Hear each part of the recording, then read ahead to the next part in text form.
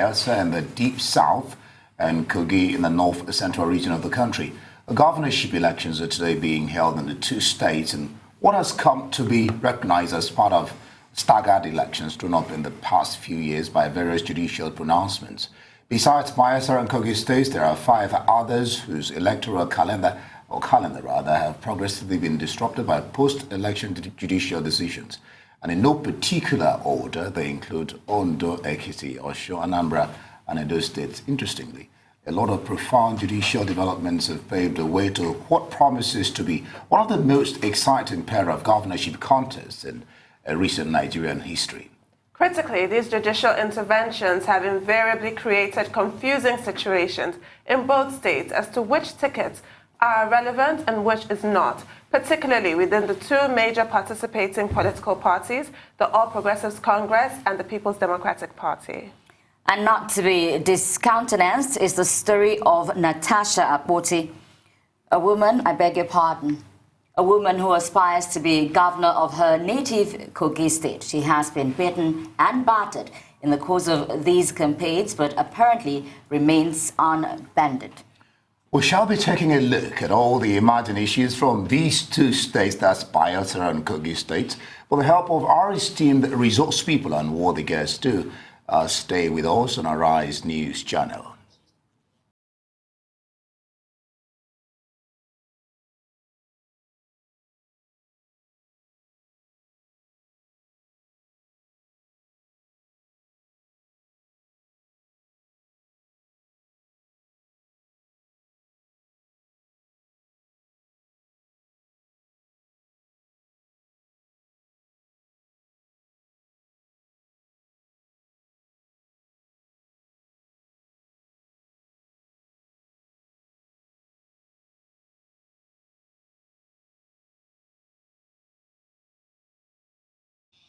All right, glad to have you back. I'm Odiai Morgan, of course. I have Fade to my right and Tundu to my left. And then, of course, our guest on the show today, the managing director of ThisDay newspapers, Eniola Bello. Glad to have you join us this morning. Thank you. Good morning. Thank you for joining us this morning. Thank you. All right. The 2 elections, of course, in Kogi and Bayelsa states. Let's start with your feelings about the elections.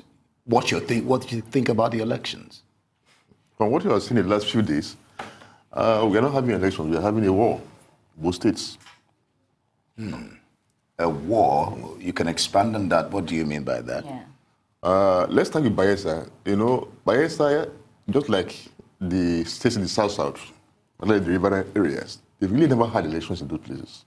Those are places where people sit down and write figures. That was what it's always been until APC came in. And because they've all belonged to the same party, it was easy for them to do. You just sit down, write figures, where you have cases where by the election... What you're saying, all the members, fact-based. They're fact-based. It's where you have a situation whereby everybody voted for the same party. In 1999, 2003, 2007, there was a case in Rivers State where all the voters in a polling booth were the same party. Nobody died, nobody traveled. You know, where you have a party having 98% of the votes. That was the case in Rivers. It used to be the case in Bayelsa. It used to be the case in Delta, the riverine areas, because because of topography. Yeah, and police, they couldn't access those areas. They just wait in the capital and they bring them the figures. And that is it, they declare the winner. And because all the politicians there are the same party, it was easy for them to do. But APC came and some of them moved to APC. And there was a problem because they all knew how they used to win elections. So it now became a case of who had the access to arms and money.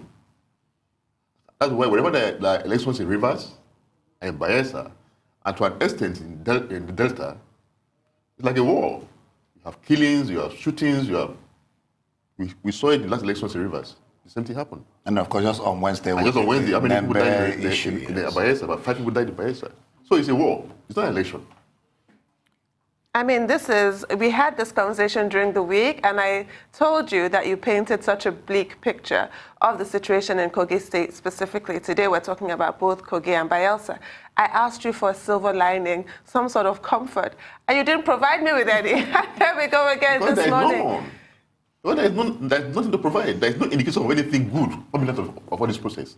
So what? We cannot go on like this. This is the thing. We certainly cannot go on like this. What you have described most vividly is the fact that it's about brawn, it's about cash, or tribal considerations. Yes, ethnic considerations. Oh, this person is from my place, or this person is not. Everything but competence and performance. Absolutely. What needs to happen now? Because this is not democracy. Well, we need to perhaps recalibrate and begin all over again. When you say recalibrate and begin all over again, is it not too late in the day for this particular election? It's late for this one. Definitely late for this one. We are talking of the long run, that we cannot continue to go like this. We are not making progress. So how do we solve? Sorry. Go on, Fadi. I beg your pardon. Now, as we mentioned in our intro, Natasha Akpoti has been beaten and battered. Do you think she got her pound of flesh by going to the court to ban Yaya Bello from contesting? Oh, well, it is in APC, it's always nothing always appears as it seems, until the court process is finally settled, and it will be too early to make comment on that. In fact, all the parties, the PDP, the candidates who lost the elections are in the court. Kogi Natasha Akpoti is in the court against Bello. Even Wada in Kogi is also in the court because of forgery of certificate. Two people are dragging him to court, actually. And then again in Bayelsa, Heineken Lobobri is also, well, he got to the court and he said he was surprised what he got, even though, of course, the Court of Appeal has reversed that statement, that result. And Diri and Lion is now will be contesting. So you can see that everywhere there's confusion. Yeah. For the voters, even for us observers, there's confusion all over the place. And for INEC too. For INEC too. That's why INEC is insisting that, look, these things about parties, not about candidates. That what they have on their ballot are parties, are not candidates. So this thing will be resolved in court. At the end of the day, it will take some time, go to appeal court, to Supreme Court, as we saw in Zamfara. Can I just take you back to my question, because we didn't actually get to answer it? What needs to happen going forward? Because there's a lot of emphasis, and rightly so, on the behavior of political actors. But what about the behavior of the electorate? What does the electorate need to do to demand better performance? We cannot continue in this fashion. Even the fact that we're having these off-season elections speaks volumes. These two states are going to the polls today, November 16th, because of court judgments, this, that, and the other. It's an absolute mess, quite frankly. So what needs to happen? Well, for me, disappointment is the electorate. This is perhaps the only country where there is no pressure from the people on their leaders. And that's why they treat us with so much contempt. The electorates are so fickle. All they are ready for is to be given some crumbs during elections. There are no campaign promises. All they come to is to kneel down and beg and for failure of the past 4 years, or to threaten violence, or at the end of the day, put election and give them 1,000 naira or whatever amount of money they give to them. And the same people who had been oppressing you for so many years, who have failed delivering on their promises, you still go ahead to vote for them, to even allow them. Now, in other societies, when a politician promises something and didn't deliver, when he returns, you pet him with tomatoes and eggs and whatever. But we don't have that kind of pressure from the electorate. And that's why the politicians have refused, have failed or refused or be unable to be responsible. Yet, every election cycle. Let's look at the factors that are causing. Let's look at the factors. All right, you just hold it there, Eniola Bello. We have a correspondent, Ohi, to bring us up to speed. Ohi, either if you can hear us, bring us up to speed. What is happening where you are? Yes, India, I can hear you loud and clear. I'm right now at Amarata in Yenagwa, Bayelsa State, getting set for today's governorship election here in the oil-rich state of Bayelsa. It's one of those off-circle elections that is taking place outside of the general election as a result of the court case in 2008. Well, it's been a case of litany of court cases, allegations and counter-allegations from the two major political parties, and of course the violence that happened in Nembe a couple of days ago. Of course, 45 candidates, 45 political parties are vying for the #1 seat here in Bayelsa State, but then we know it's a two-horse race between the main opposition party, the People's Democratic Party, and of course the governing party right now, the APC. Talking about the APC, let's talk about the issue of the litany of court cases. First of all, the court case saying that the deputy governorship candidates of the APC was disqualified as a result of using different names in this a certificate, and then yet another court also nullifying the primaries of the APC owing to some technical issues. First of all, that the result was not announced by the chairman of the Electoral Committee, and of course that the electoral panel was not constitutionally against it, was not empaneled, and of course the stay of execution from yet another court, and that caused a lot of confusion if the APC will be featuring in today's election. Well, of course, the electoral body here in Nigeria, INEC, have said the APC will be on the ballot box. So it's a case between the two major political parties. Yes, Indy. Yeah. Okay, are voters out? Yes, voters are out. If my cameraman can just pan around a bit, voters are out, but it's a slow process. They're still trying to set up, like I said, this is Amarata. It's a major polling unit here in Yenagwa. But as you can see, as the camera is panning around, they're still setting up. Voters are hanging around. The polling units are not set yet. Observers are here, journalists are here, the security officials are here. But actual accreditation of voters are yet to commence. But I've got some of the voters around me, and I'll be talking to a couple of them. What's your impression so far? You've been here for how long? Yes, I have been here for almost an hour and a half. My name is Nissi. We are very happy for today's election because I know that this election will mark a new beginning in Bayelsa State. And as we all know, we are all Bayelsans, and we are willing to vote for this election and get our governor that can represent us effectively in Bayelsa State in a couple of maybe 2-3 years ago. Are you not in any way worried because you've been here for close to an hour, like you rightly said, that, but then the polling units are not set, you're not getting accredited yet, are you not in any way worried? Yes, because the materials are coming, we are setting polling units, and very soon the election will be I love your optimism. Now let's meet you, sir.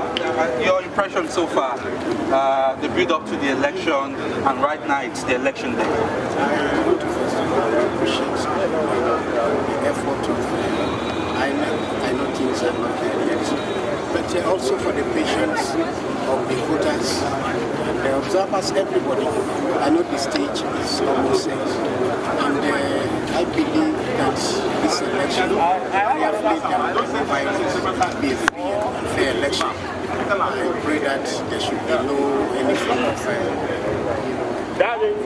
orderliness. So, but so far so good, the level of enlightenment, the level of awareness is on the high side than any other election. So I expect a successful election today. Okay. So the level of optimism shown by two of the voters voters that was spoken to, like I rightly said, things are still getting set, but also around a couple of, if my cameraman can also pan as I walk along, a couple of election observers who are right here with us in America. I'm sure it's familiar face.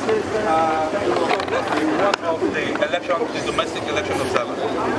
Welcome to Rise TV. Good morning. Nice to meet you once again. What have you observed so far? What's your point?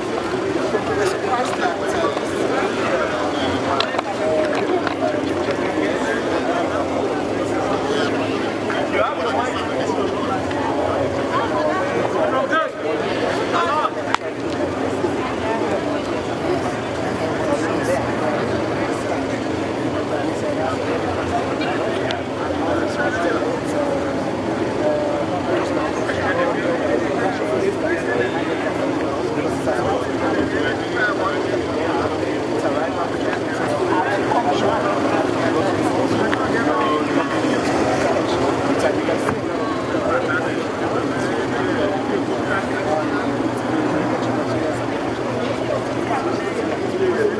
Okay, so that's the view of one of the election observers telling us our view of what has been observed so far. It's back to you, Indy, Tundu, and Fadi.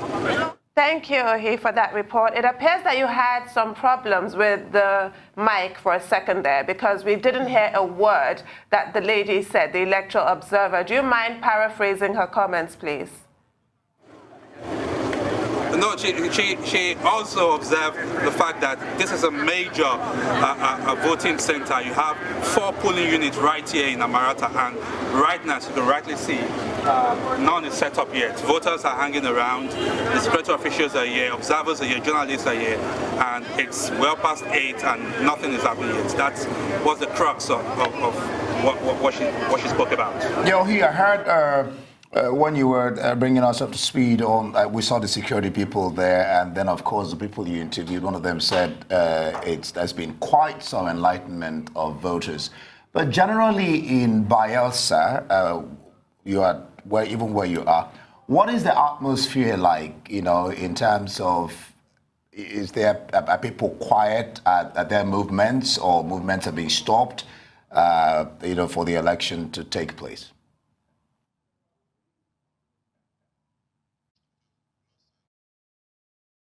Right, okay, we've lost contact with Ohi. Let's go back to our in-house studio guest now, Eniola, Bello.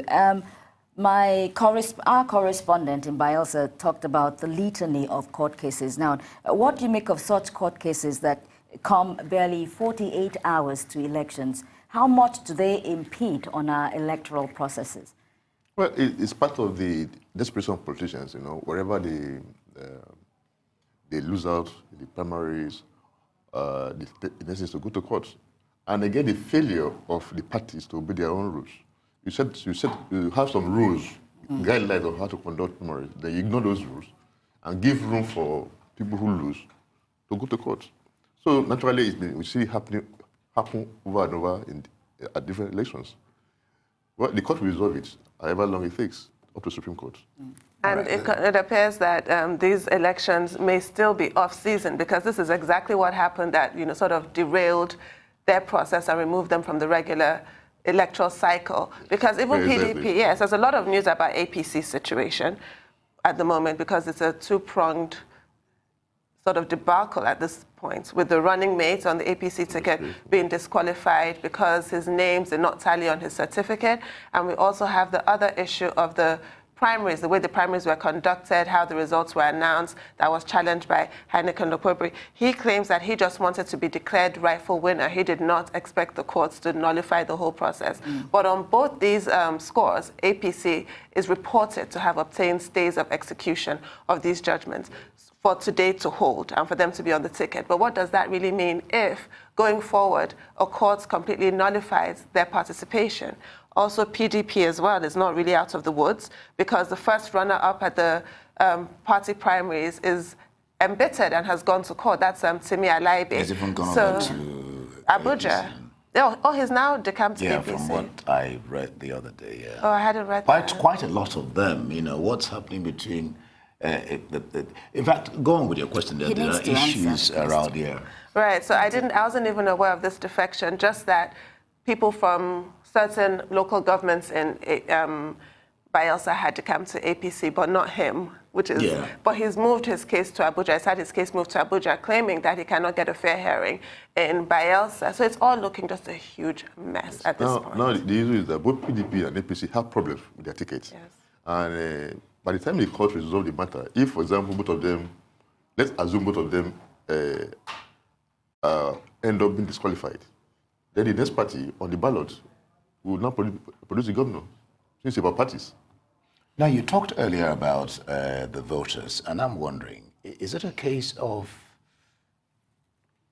the voters not being enlightened enough, or the voters, because they should be able to decide these things by themselves. Is it that they're not enlightened enough, or the system doesn't allow them, you know, to really have their say, apart from what the political parties are doing, you know? Well, I don't think it's about not being enlightened. The voters are quite enlightened. There are a couple of issues. The first is the issue of the voters being pauperized. There's so much poverty in the land. So most of these voters, all they need is how to survive. Whoever gives them money, whatever, even just for the immediate needs, they take. And you see them falling police all over the place. There are no jobs. So they are desperate to survive. So that's on the one hand. Then the second place is what I would call the collapse of civil society. There was a time in this country that civil society used to be very, very active. They used to mobilize the people for protests, especially under the military rule. But since the civilian regime, we have seen a weakening down of civil society in terms of how active they used to be. Some of them have joined the politicians, you know. Some are also in the business of also looking for money. So they are not being as active as they used to be in mobilizing people and getting them organized to fight government policies and against people in a position of authority, you know. And that's what we are suffering today. Then there is also the issue of the elite, that is the elite interest, you know. All the elite, because in most communities across the country, particularly in the rural areas, the voters wait for the elite, their own elite in those communities, to tell them where to vote or who to vote for, each party in every election cycle. They just wait for them. Anyway, all this elite, all they are fighting for in their own case is where the governor will come from. Is their turn to be governor. The example, for example, is Kogi State, where the Yoruba part, the Kogi West. Now, despite the failure of Bello in the last 4 years, Yeah. now there's a division amongst them on whether to support PDP or APC. And some of them say, look, we cannot go vote for Gwada because we will stay there for 8 years. So we might as well just leave it Bello for 4 years, so that when it's time for elections, it can come to our area. Now, that's elite interest. It has nothing to do with the people. It has nothing to do with the performance of Bello. It has been a complete disaster. Okay, hold your thoughts now. We understand we have an Abuja guest, Mary Ikokwu, who is standing by for us. Mary, if you can hear me, our correspondent, who is at Amaratu, Bayelsa State, told us, we saw clearly, that INEC hadn't arrived at the voting polls. And so earlier in the week, they had communicated, that's INEC, the electoral umpire, had communicated their preparedness for this election. How well do you think INEC is prepared if at 8:30 they're not at the polling booths?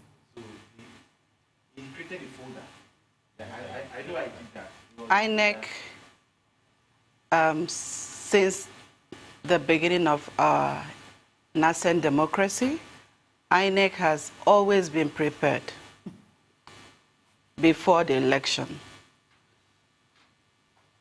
Even the the earlier election in this 2019, we also saw this same INEC assuring every Nigerian how prepared they were.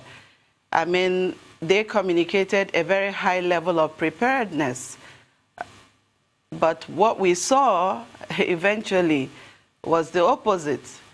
And it is not surprising if by this time some parts of Bayelsa state haven't received INEC at their locations. I do not know when the election will commence in those areas. However, it is tried to know that INEC will always make provision for people who logistic didn't allow them to get there early, would always have the chance to vote. But I do hope that we do not see a repeat of what happened in the last election cycle. It will be really unfortunate because the whole world is watching and Nigerians are watching. If you look at people asking people to, speak about this election, the expectations are crazy, and people are giving you feedback based on mundane reasons, things that shouldn't really be what is determining the actions of our elections. That is a sad reality of our electoral system. So I'm hoping and waiting to see that INEC across in the two states, Bayelsa and Kogi State, are able to just surprise Nigerians and also surprise themselves by conducting a free, fair, credible, and violence-free election. Now, Mary, is it a fallout of our attitude to timing? In this nation, you talk about, I don't particularly agree with that, but you hear people talk about African time and stuff like that.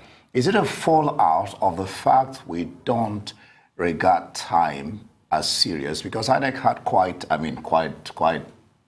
some years, if you like, to prepare for these two elections, and still today, they didn't come out there early. Is that the problem? Is that the challenge? And how do we go around it? Our attitude to time, I think it's one thing to look at, but I will not attribute that to a reason why election materials won't arrive and INEC staff won't arrive at the time that they should. I would rather think that just like every other thing that we deal with in this country, there are a high level of inefficiency in some of this. If there are systems and processes that have been put in place, things should work like a system. Things should just work automatically. But it is a case where we find all this ineptitude in almost every sector. And this is what we're dealing with. We cannot continue to talk about our attitude to time. This is 2019. And Nigeria as a country, in fact, Africa cannot be seen to be talking about African time in this century when there are timepieces even on your phone, in your wristwatch, all over you there are timepieces. So African time should not even show up right now, because gone are the days where Africa used to tell time by the sunset, where the sun is leading to, and that's where they could tell the time. That should never show up in our conversations. But I think that these are all tactics. These are all things that have been put in place to make your election seem very skewed.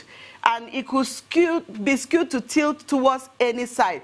But that's not the conversation I want to have. I just want people of Kogi and Bayelsa to be allowed to choose their leaders. These two states, Nigerians are watching. I am personally watching. These two states are very interesting states in Nigeria. They have had 4 years of APC in Kogi State right now, and we all know the story. Bayelsa have had how many? More than, over 19 years of PDP. And we also know the stories of these two states. So the people from those states really, as a matter of emergency, need to stand up and make demands. These are their rights as citizens of this country. They need to stand up, stand firm, show up, get out the votes, get out from everywhere they are and go vote for the leader they truly need and stand there to protect their votes. Absolutely, they certainly should, but There will should not they? be any stories. But will they? The issue, let's looking beyond INEC for a second before we go back to INEC. With the responsibility for security is out of the hands of INEC. It's regards the police, the military, unfortunately. But will the people feel confident in coming out to vote with the recent spate of violence in both Kogi and Bayelsa states? Do you feel that that could be a deterrent and that could affect voter turnout? It could be a deterrent, yes. But I need Bayelsas and Kogais to understand one thing. Politicians do not want to die. They want to get in there and lead and rule. So all this violence you see or acts of violence that they do, they are all the razzmatazz they use as a tool to scare people. Bayelsa and Kogi, how many media houses do we have in this country? Deploy all the media to these two states and give full coverage in the glare of the world. There are certain shenanigans that we will not expect. And if that happens, then we will know how to demand that the court will do the right thing. I think this, initially what you hear is that elections are holding in different states, across 36 states. But these are just 2 states. So it will be very, very important that all the necessary machineries are deployed. Security, I heard 35, how many thousand armed men 32 sent for one Bayelsa. state alone. Is it a war front? Is it war they went to? So with the number of security men that were sent to those election points should tell you that this is not just an ordinary election. It is a time where history will be made. People's lives, decisions about the next phase of their life and states will be decided today. So it is very important that they drop whatever they have to do today and stand to change the narratives of their state. Pick the right man or woman to lead their various states. It is very important. And the security, I want to really take this time to plead with the security machineries of this country that they owe Nigeria a duty to protect lives and properties of citizens who are going to go out today in Bayelsa and Kogi. They owe them the duty to protect their lives. And if they fail these 2 states today, then they will have no business saying they are protecting them. All right, let's come to you now, Mr. Bello in the studio. I think you should respond to Mary. It is one thing for everyone to clamor, you know, that elections in Bayelsa and Kogi go smoothly. But it is another for the voters, the people who these elections will actually impact. It's another thing for them to come out, you know, en masse and vote, you know, make changes in their states. Do you think the residents of these 2 states are really interested in making changes? Well, I do believe so.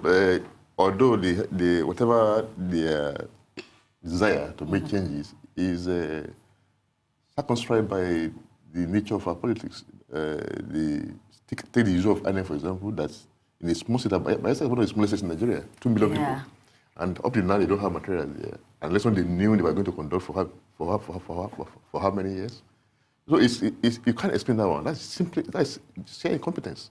You know, there's no reason why materials should not be everywhere at this time. You know, now if I voted in Bayelsa and I went to there early in the morning to vote and they are not there, you would go. I will go away. Yeah. And there's no likelihood I will return.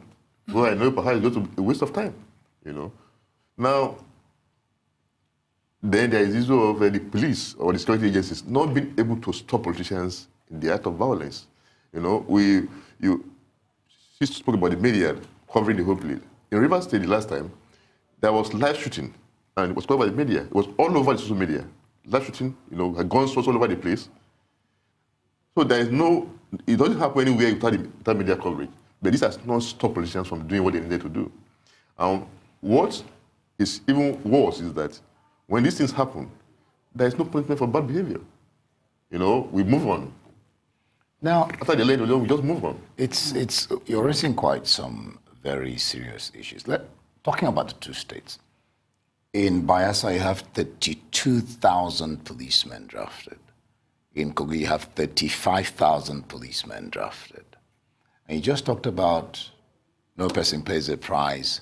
Why is it so difficult to get? Now I learned that even the governors, their orderlies have been withdrawn. Everybody go to the polling station, cast your vote as an ordinary person, and go back home. Why is it so hard for people to be held accountable, whether thugs that go to the station to carry ballot boxes or the politicians who engineer this? Why is it so difficult? And how do you see the influence of, this number of policemen in Bayelsa and Kogi State?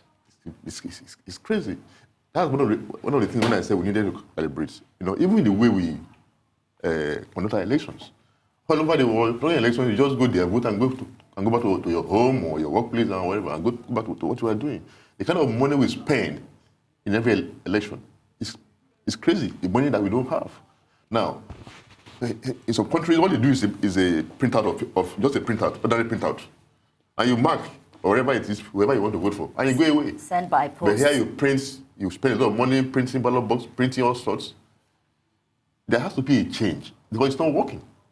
It's clearly not working because you're right. I read recently that an INEC official was saying one person in Gombe State has been prosecuted for vote buying. One person. When we all saw everything that happened, and vote buying is really the least of the offenses. So I feel it's clearly a lack of political will to address these issues, since many of the politicians are guilty of it. Yeah, so they don't feel the need to do anything. But you've made this point again with regards to the waste, the kind of money that's invested in our electoral system.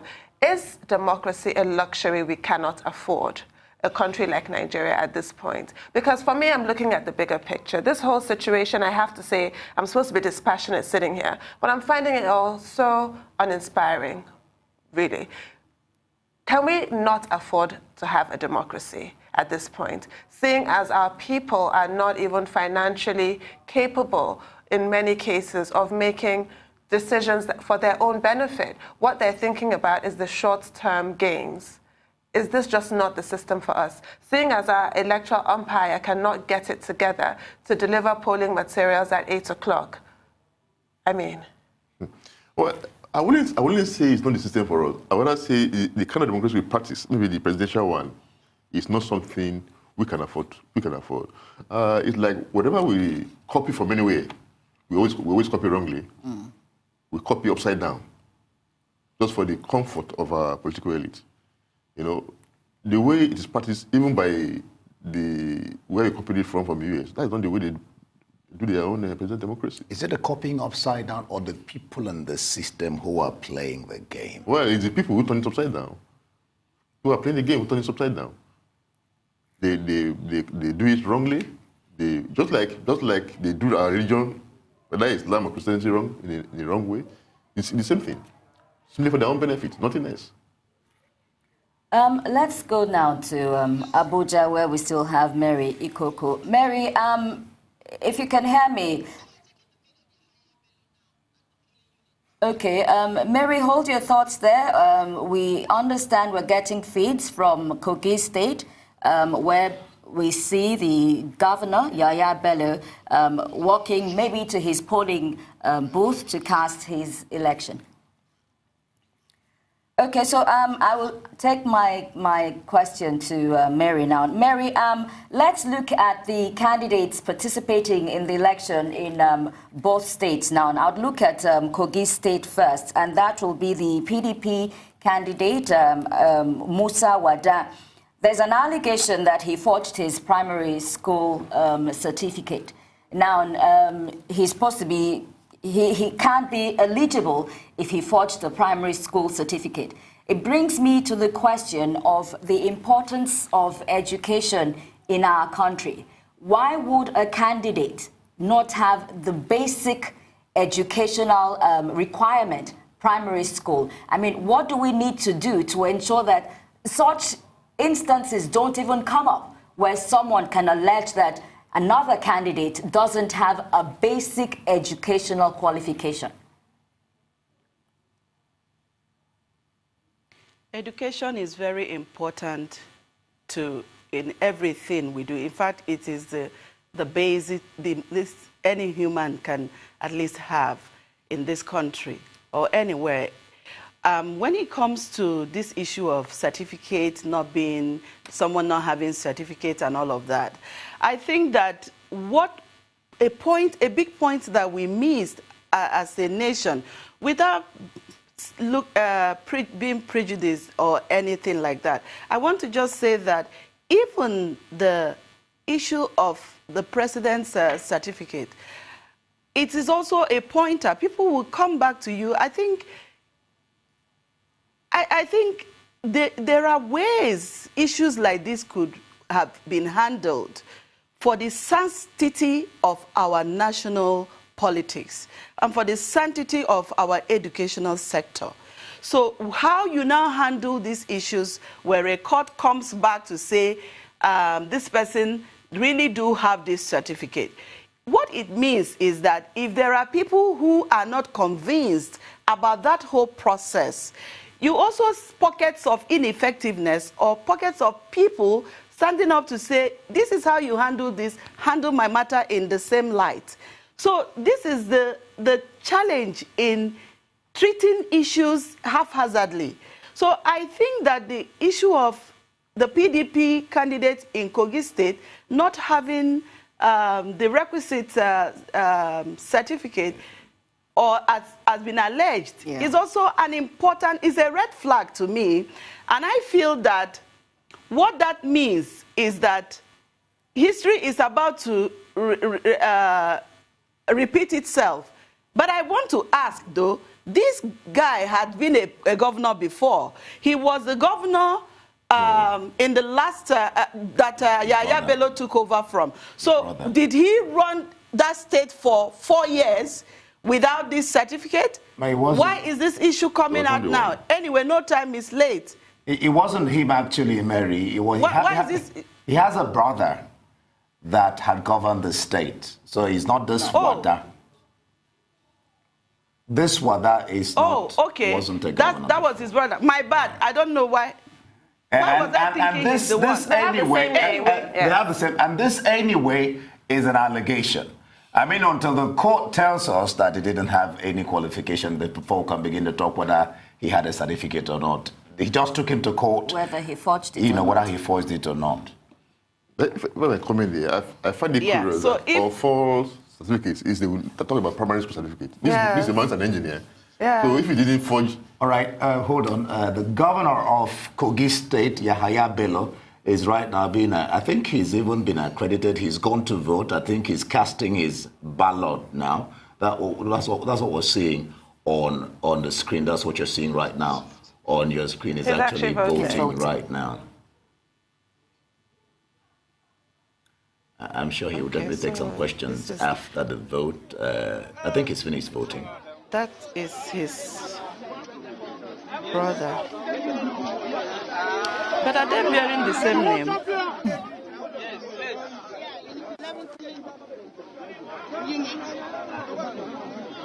Unit 11. Police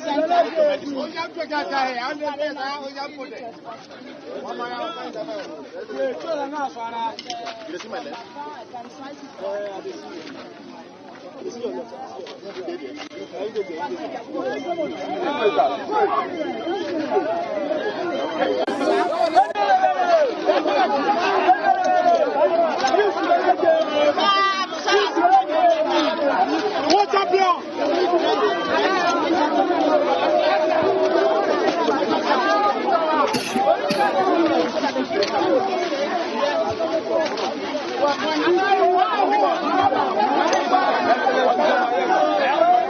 to tell you again, what you're watching is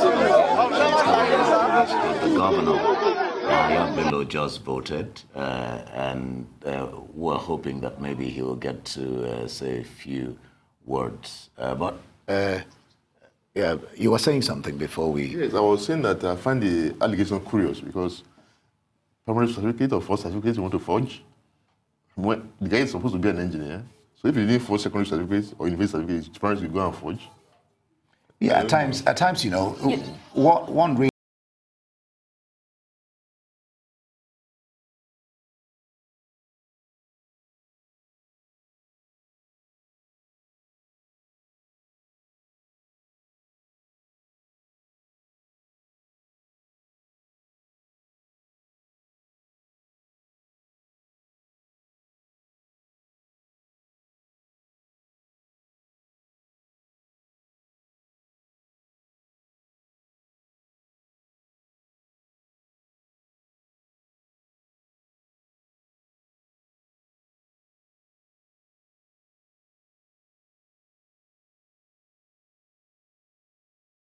Bayelsa and Kogi State. Just a while ago, we watched the Kogi State Governor, Yahaya Bello, cast his ballot at the polling unit. We didn't get to hear him speak, but of course, we still have Mary Ikokwu, Public Relations and Communication Strategist in Abuja, and here in our studios, we have the Managing Director of ThisDay newspapers, Bello. Again, it looks like you are his namesake. No. I mean, the governor of Kogi. All right, Yahya Bello is just leaving the place where he voted. All right, we're back in the studio here. So just to continue with what you were talking about, the fact that, okay, you were just leading up to the fact that he didn't forge at this level. He didn't forge. Why will he forge?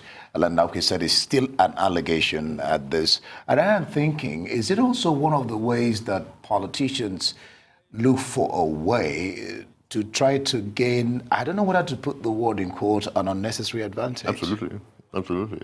Well, I'll bring up that kind of allegation on the day of the election. You know, perhaps to maybe that will stop some voters from voting for him or whatever. And then there may be nothing to it. So how do you go around that? Is there any possible way to go around this? I don't know again whether to call it frivolous court cases. I don't know whether to call it gets to court, the court will throw it out and say this is frivolous. But in the meantime, you've caused as much damage as you can. Oh dear, the court should not be abused in this fashion. It really shouldn't.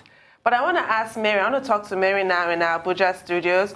We just saw the governor of Kogi State vote and he's leaving. So we need to make the point that INEC may be late in Amarata, Bayelsa State, but apparently not everywhere, because it appears that they were on time in Kogi State at the very least. Yeah. Now, what else would you like to see from INEC? Because during the general election, some of us were quite critical of INEC, claiming that they had... Oh, let's listen to the comments from the governor of Kogi State, Yahaya Bello. Whatever result is being announced by the Independent National... At the end of this exercise, I will be victorious, inshallah. 100%.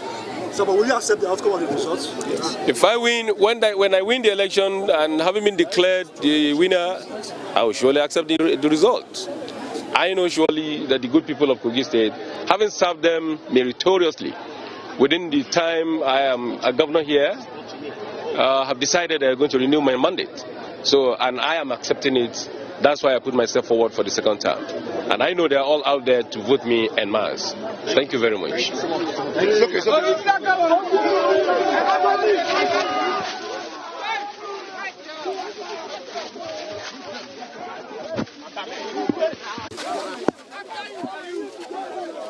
Mary, I was asking you what marked differences you would like to see. The scenes that we captured, our correspondent or he captured in Amarata, Bayelsa, do not appear to be representative of the whole exercise, seeing as the governor of Kogi State was able to vote just now and leave. During the general elections, those of us who were critical of INEC for turning up late to polling stations said that they had no right to claim logistical challenges with the kind of budget that had been made available to them. So what else do we need to see going forward? I'm thinking in terms of smart card readers, collation of results, and what have you. And I'd also like your comments on what Governor Yahaya Bello just said now, that if he wins or when he wins, he will accept the results, which is similar to what President Buhari said when he cast his ballot during the general elections. What are your thoughts on that?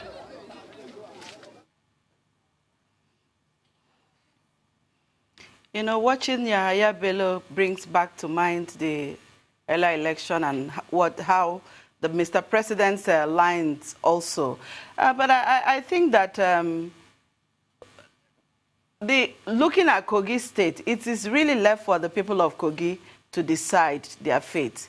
And I really hope that the country and their systems will really allow Kogites to choose their leader. About Yahaya Bello's comment, well, is a competition. In an election, everybody hopes to win the race. But the level of confidence that Yahaya Bello spoke with also makes me curious. Anyway, curiosity in the sense that saying when he wins, it could be a case of when you do not do well in an exam, you repeat class.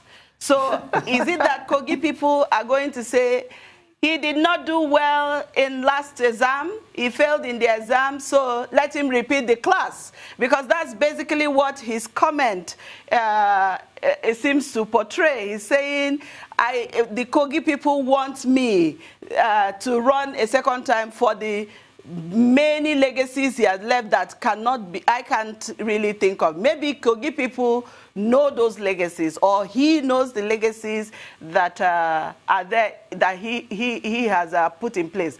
But apart from it being a case of repeating of class, I don't, in my conscience, or I know how Kogi people will want a Yahaya Bello. And if the people want him, why were everybody begging? People were even seen kneeling down, begging Kogi people to forgive him. Please, what exactly are they forgiving this man for? Are they, what is the forgiveness? What was that plead about? It is obvious that even his party members understand, they are confirming that he hasn't really done well. So, but they didn't say these are the reasons he didn't do well. Rather, they went on to kneel down to beg on his behalf. You know?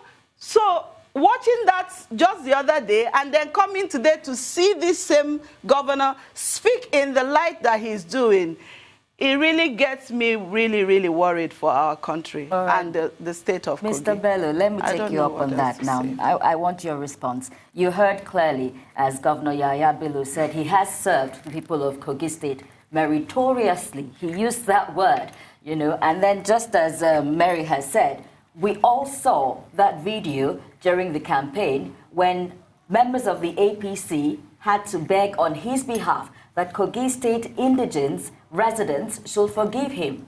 So would you say that Yahaya Bello has actually served Kogi State meritoriously? Whatever he said here, maybe he was only hearing some voice in his own brain, not on the ground. The fact is that throughout the campaign, he didn't campaign on record of achievements.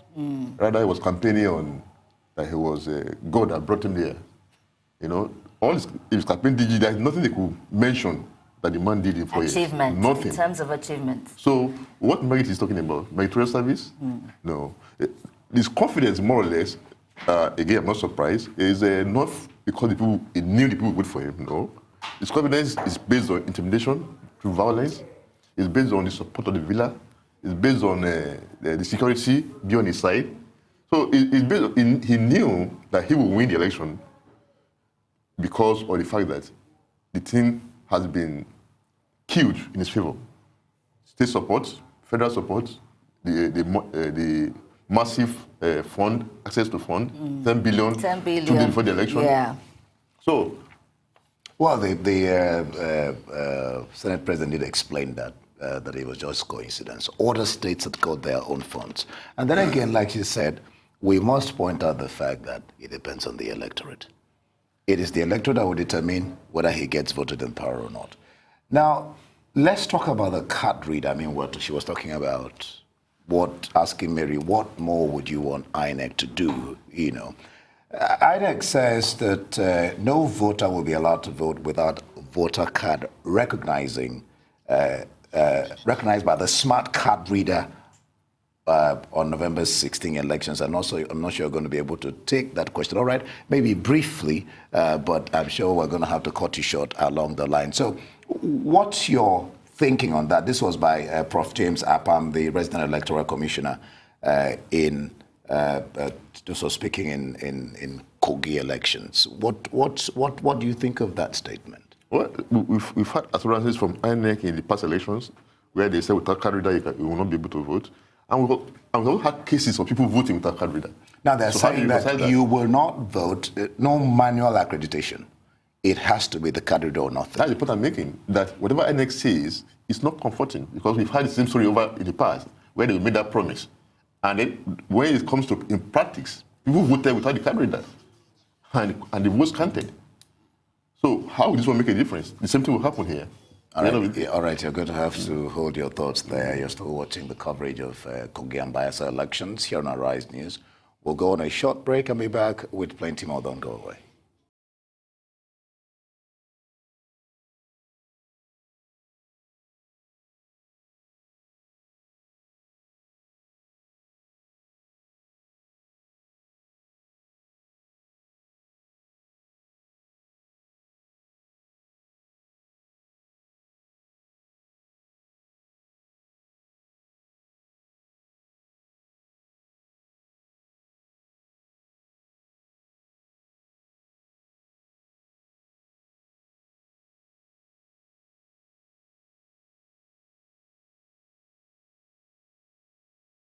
Of Kogi and Bayelsa elections and our analysis. We have with us Mr. Eniola Bello, MD of ThisDay newspapers, and in Abuja, Mary Ikokwu, a public relations expert and analyst. So my question is for you, Mary. One doesn't need to be psychic to predict that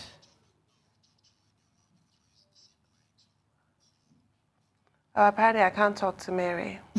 So my question is for you, Mr. Bello. It's obvious, isn't it, even to the blind, that all today's proceedings will end up in court. One disgruntled party or another is going to challenge whatever the results are. And this is exactly how we ended up here today on November 16th, when the rest of the country has done their elections early on in the year because of court proceedings. Let's look at exactly what happened. In Kogi State, the governor was Ibrahim Idris. His election was challenged by Audu. He was removed, had a fresh election, and he won, so he was replaced. Same thing happened with Timipre Silva. Removed, replaced, but then eventually removed again and replaced by Seriake Dixon. So my question is, with all this absurdity, are the voters, the electorate, not be disenfranchised through the back door? Well, I wouldn't say so, because part of the process is for whoever loses the election to go to court. That's part of the process. The thing is that our producers have not developed or have not gotten to that point where they accept that they lost. And why have they not done that? Because the parties have failed to obey their rules, their own guidelines on conduct of primaries and stuff like that. If we had primaries, that is, the process is clean and free and fair to all the contestants, there will be no need for people to take anybody to go to court. That's one. Two, because of the way people who are position of authority, because of the way they live on resources, they're not to save, but to acquire, steal, and particularly take over these resources. That desperation by all of them to be there. And when you are desperate, it becomes dangerous. So everybody wants to be there because that is the easiest route to easy money. To look at our politicians, it's now an industry. So it's not about service. Some of them will go and borrow, some will sell their properties just to win election. And so the moment they get there, we know how it is, how they steal and do all those things. So it is that desperation to get there that makes them do whatever it takes, violence, court processes, and whatever. Oh dear. So it will never stop until the way governance is done, there's a change in our governance process. Okay, we have a correspondent, Nissi Gabriel, who is in Kogi State. Nissi, good to have you join us this hour. I would just like to ask you, we saw a large crowd follow Governor Yaya Bello to his polling booth. Is that the scene everywhere? Are polling booths filled with voters ready to vote? Or is that something we just saw at Yaya Bello's polling booth?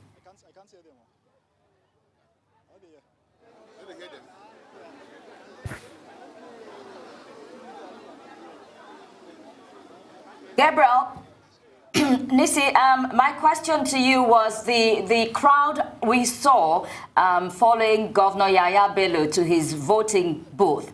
I want to know if that is how it is across Kogi State. Are voters turning out to cast their ballots?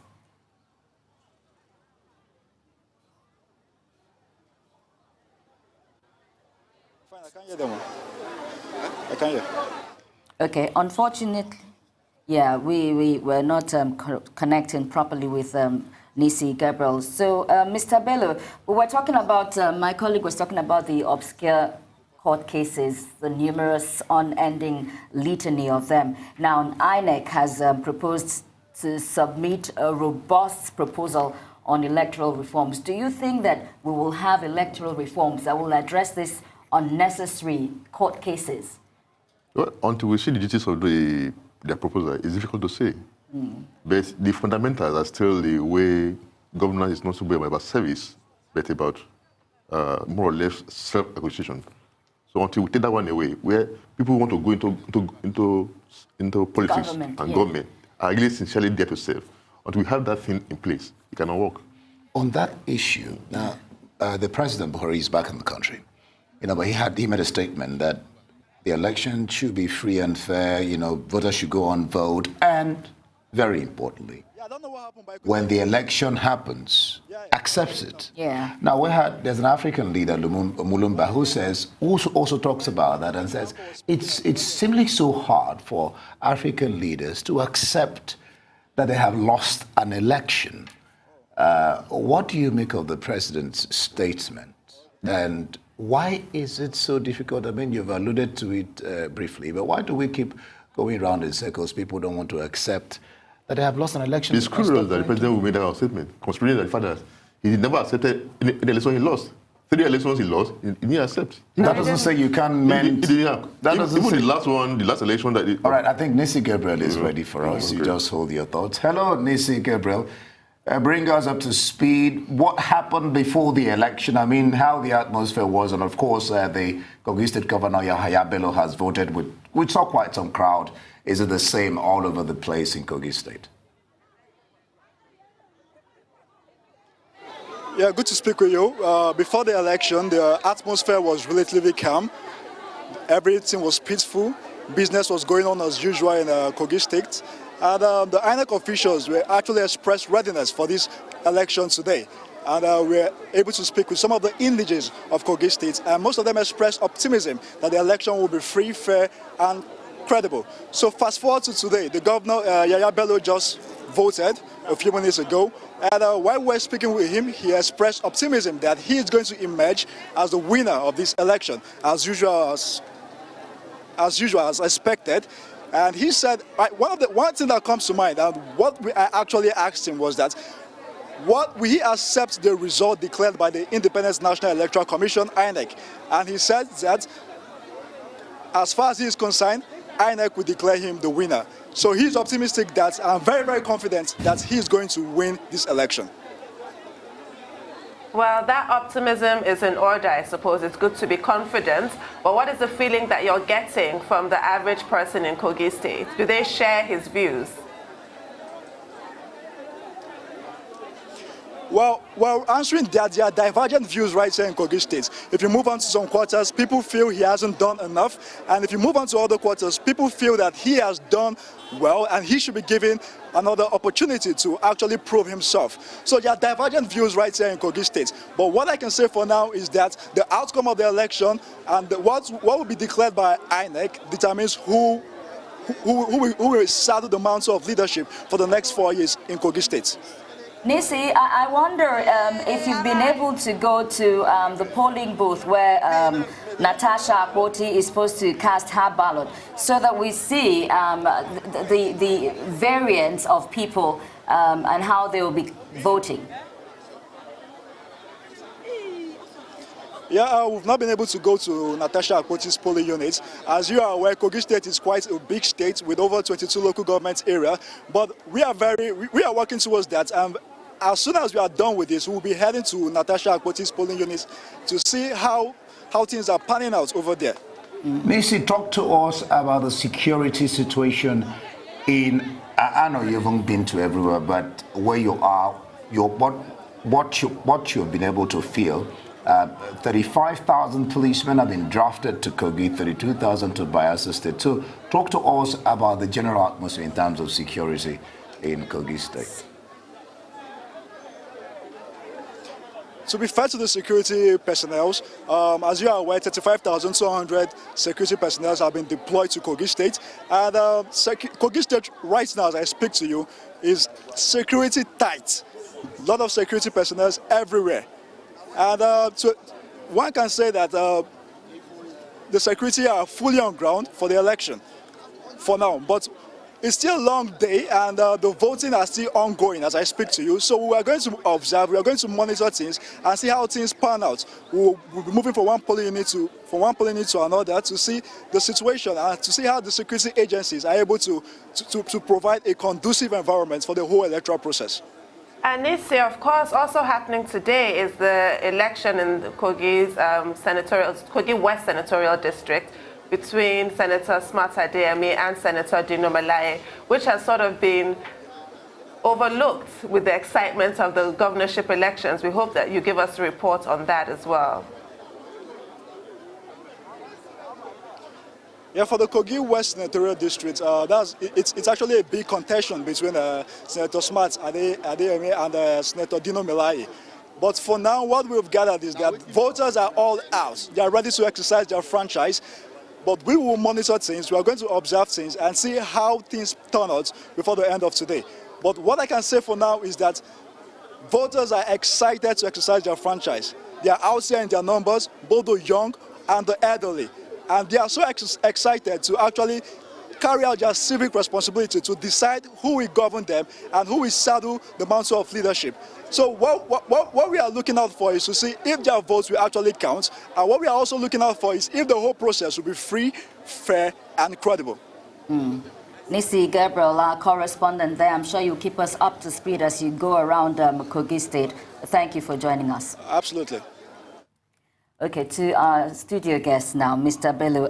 Let's look at this allegation by Natasha Akpoti against Governor Yaya Bello that he registered twice, which is the basis for taking him to court. I don't know if you can speak on that. Is there a problem with registering twice? She says he registered in 2011 in Abuja, and then he also registered in 2017. True. Is that a problem? INEC said he committed a electoral offense. The case is still there because he registered in Abuja and did it in Lokoja, or the Lokoja, where he comes from. So, but the issue was that because it's an incumbent governor, you cannot put him on trial. So he's still enjoying immunity. It's that electoral fraud. It is electoral offense. If that is discovered that it is so. Okay. All right. Let's even. All right. What taking? All right. I'm told that we can continue. All right. So we have Akpoti, of course, who has been making some waves of the SDP. We have the governor himself. What do you make of the candidates in, let's just talk Kogi, maybe later we'll talk about Bayelsa. What do you make of the candidates who are challenging Yahaya Bello in Kogi State? Well, in terms of, as you said, there are two main parties in that state, really. APC and PDP. And we know Bello that in the last 4 years has not done quite well.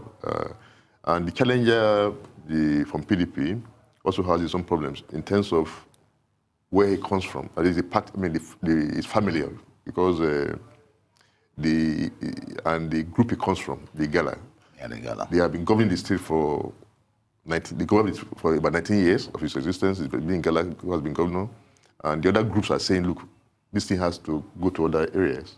And Bello happens to come from it's an Ibera man from Ibera, and that's where Natasha comes from too. Yes, that's where Natasha comes from too. So the sentiment amongst that, look, he's been with the Igala people for so long, so why should he go to Igala again? You know. So but the issue with Natasha is that his party cannot win the election. It doesn't have the spread. You know, it's only limited to that central where he comes from. But then that is where Bello is not happy, because normally Bello will want to take the bulk vote from his own zone to counter the bulk vote for the PDP candidate from his own area, so that there could be a balance. But Natasha being there now, we whittle down his votes in his own area, so he's not happy. All right, we'll come back, we'll discuss some other issues, the Makinde issue, he's been in Kogi and all the... all right, we'll take a break and be back and continue with the coverage of these elections on our Rise News. Stay with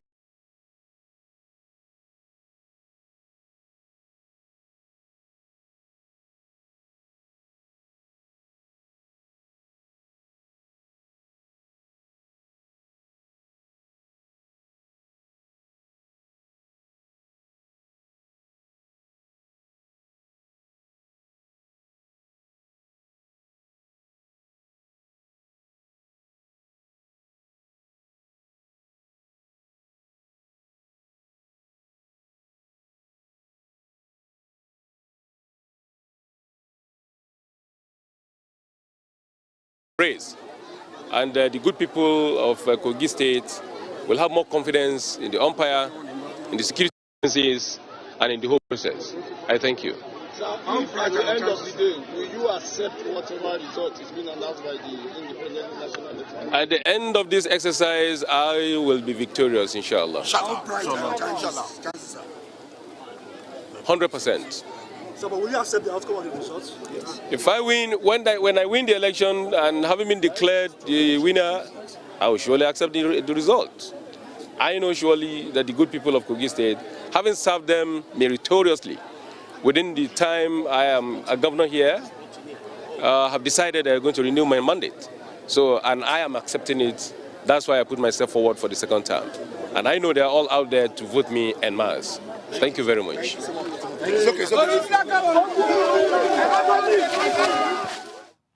Incumbent governor there of Kogi State, Bello, of course it's given that if INEC declares you winner of the election, you're not going to say no, you're going to definitely say yes.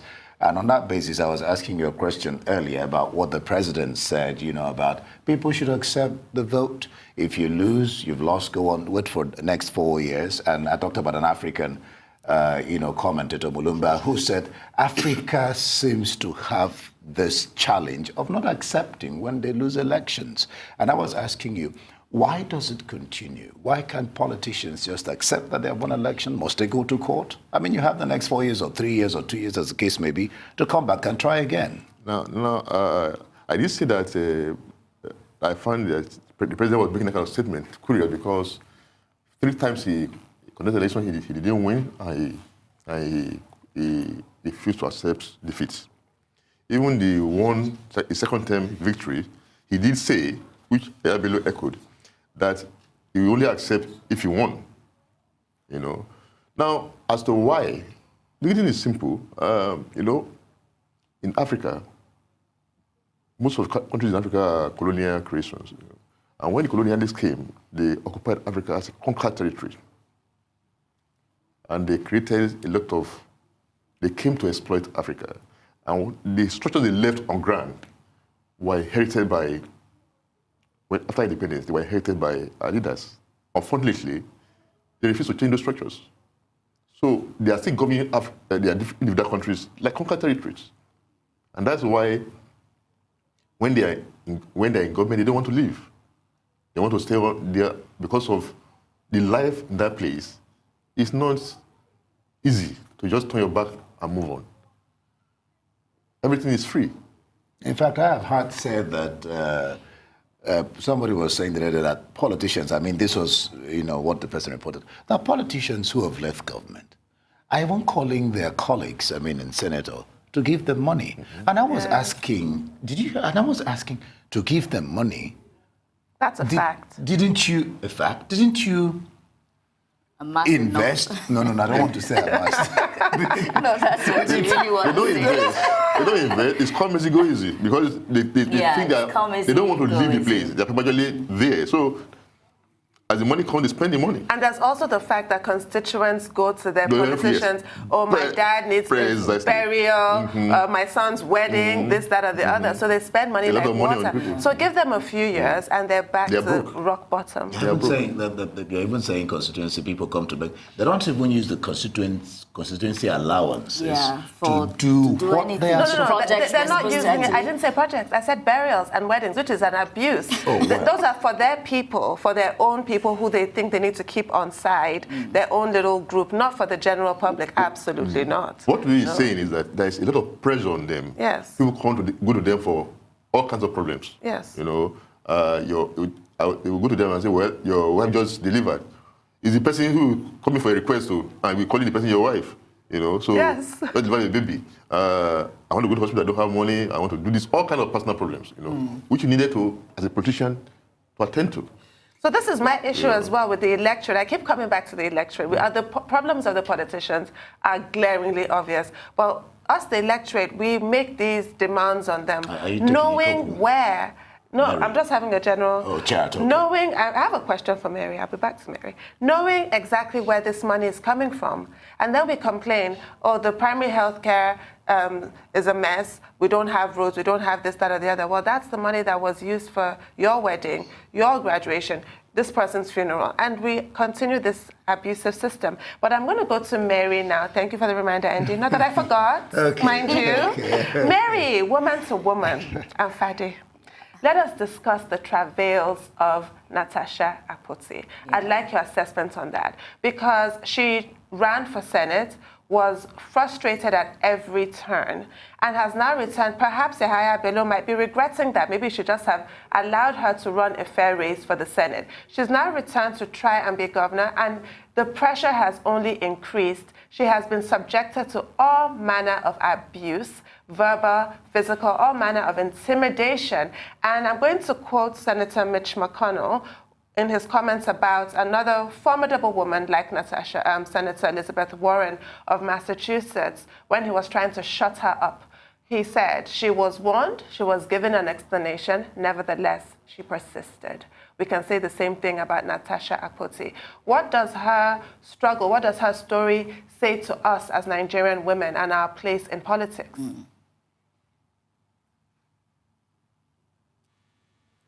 Natasha, as a woman, I mean, she symbolizes courage, bravery, and inspiration, if you like, because this is a woman who went through this murky water of politics as a senatorial candidate in the SDP and faced all manner of assaults, violence, and she still came back.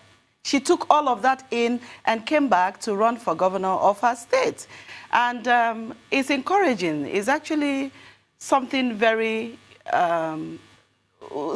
inspiring for a lot of Nigerian women who are watching Natasha. And the violence meted out on her is really unfortunate. And then the name calling, I don't know any strong, intelligent, smart, and brave, powerful woman in the world who is not a prostitute. Exactly. You must be labeled a prostitute.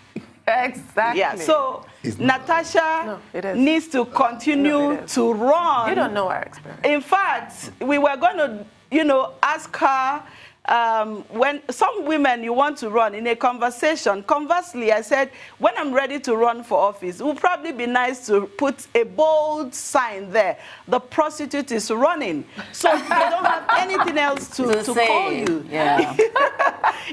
So for the woman, for all that you're worth, for all the competencies, all your creativity, and everything, the courage this woman has assumed in this election, that labeling still comes up. But one thing is very instructive. I tell people, it is not every man that labels a woman a prostitute.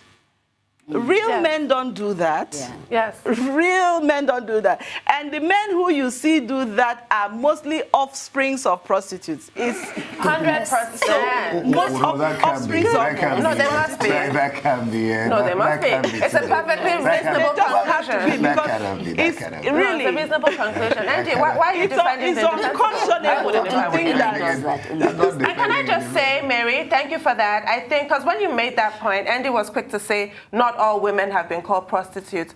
You cannot speak to the experience of women. We will tell you. No, but Even not- in not traffic, all. may I finish? No, maybe there's 3 of us that haven't. May I finish? I personally know. We have to just have this conversation. I personally will tell you, even in traffic, some kind of road rage incident, the first thing out of the other motorist's mouth is prostitute, because it's imagined that for you to have a particular car, whatever the car looks like, you must be some kind of a prostitute. May I finish, Andy? You can't. May I You can't finish? based on. No, but may I what- finish? No, but that is that is every woman's experience. Mary did not say every man calls women a prostitute. She made that point clear. But that every woman No. has been referred No. to in that way, that is a fact. So you cannot speak to our experience, what it is to be a woman in Nigeria. We will tell you, all right? So that's number one. And secondly, we also had the really unfortunate situation where we have the Minister for State of Petroleum, who has been a governor of Bayelsa, I'm talking about Timipre Silva, who did not like the judgment that a judge gave and called her a harlot. This is the fact of the matter and what women experience at all levels. Yeah. So it has to be said. That's quite irresponsible of the, I mean, what I'm trying to point out here is it's dangerous to, because of one person's offense, do what you call a general statement. But there was no It general doesn't statement, happen. Andy. It Why are you doesn't- being defensive it doesn't unnecessarily? No, it's not about being. There it was no doesn't general happen. statement, though. I mean, for example, now, Lopobri has just said, call the judge. Mary, let me It's not come every in person that here has called and the save judge. my 2 co-hosts, from this battle they're going on No about. battle. But Mary, seriously now, Natasha Akpoti, very courageous woman. She has challenged at every turn, she has challenged whatever was thrown to her. At the courts, even her nomination, even her being a candidate, she challenged that. My question is, our in-house guest here, Mr. Bello, he says that it's a 2-horse race, really, in Kogi State, between the incumbent governor, Yaya Bello, and then the PDP candidate, Musa Wada. But I beg to differ. Natasha Akpoti has been so visible and very, vocal. I've heard more of her than I have of Wada. What's your take?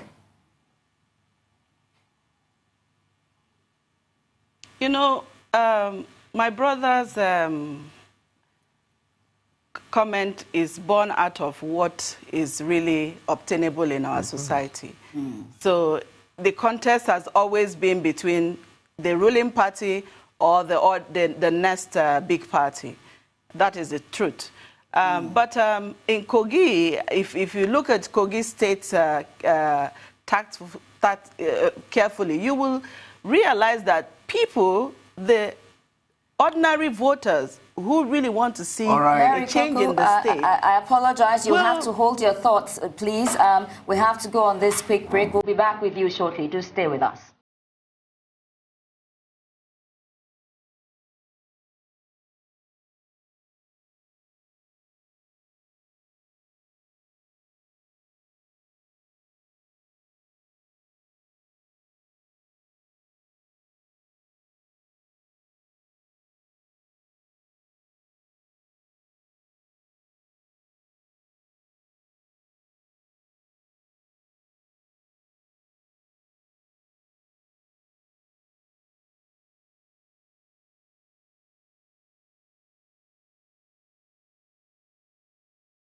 Live coverage of the Bayelsa and Kogi State governorship elections.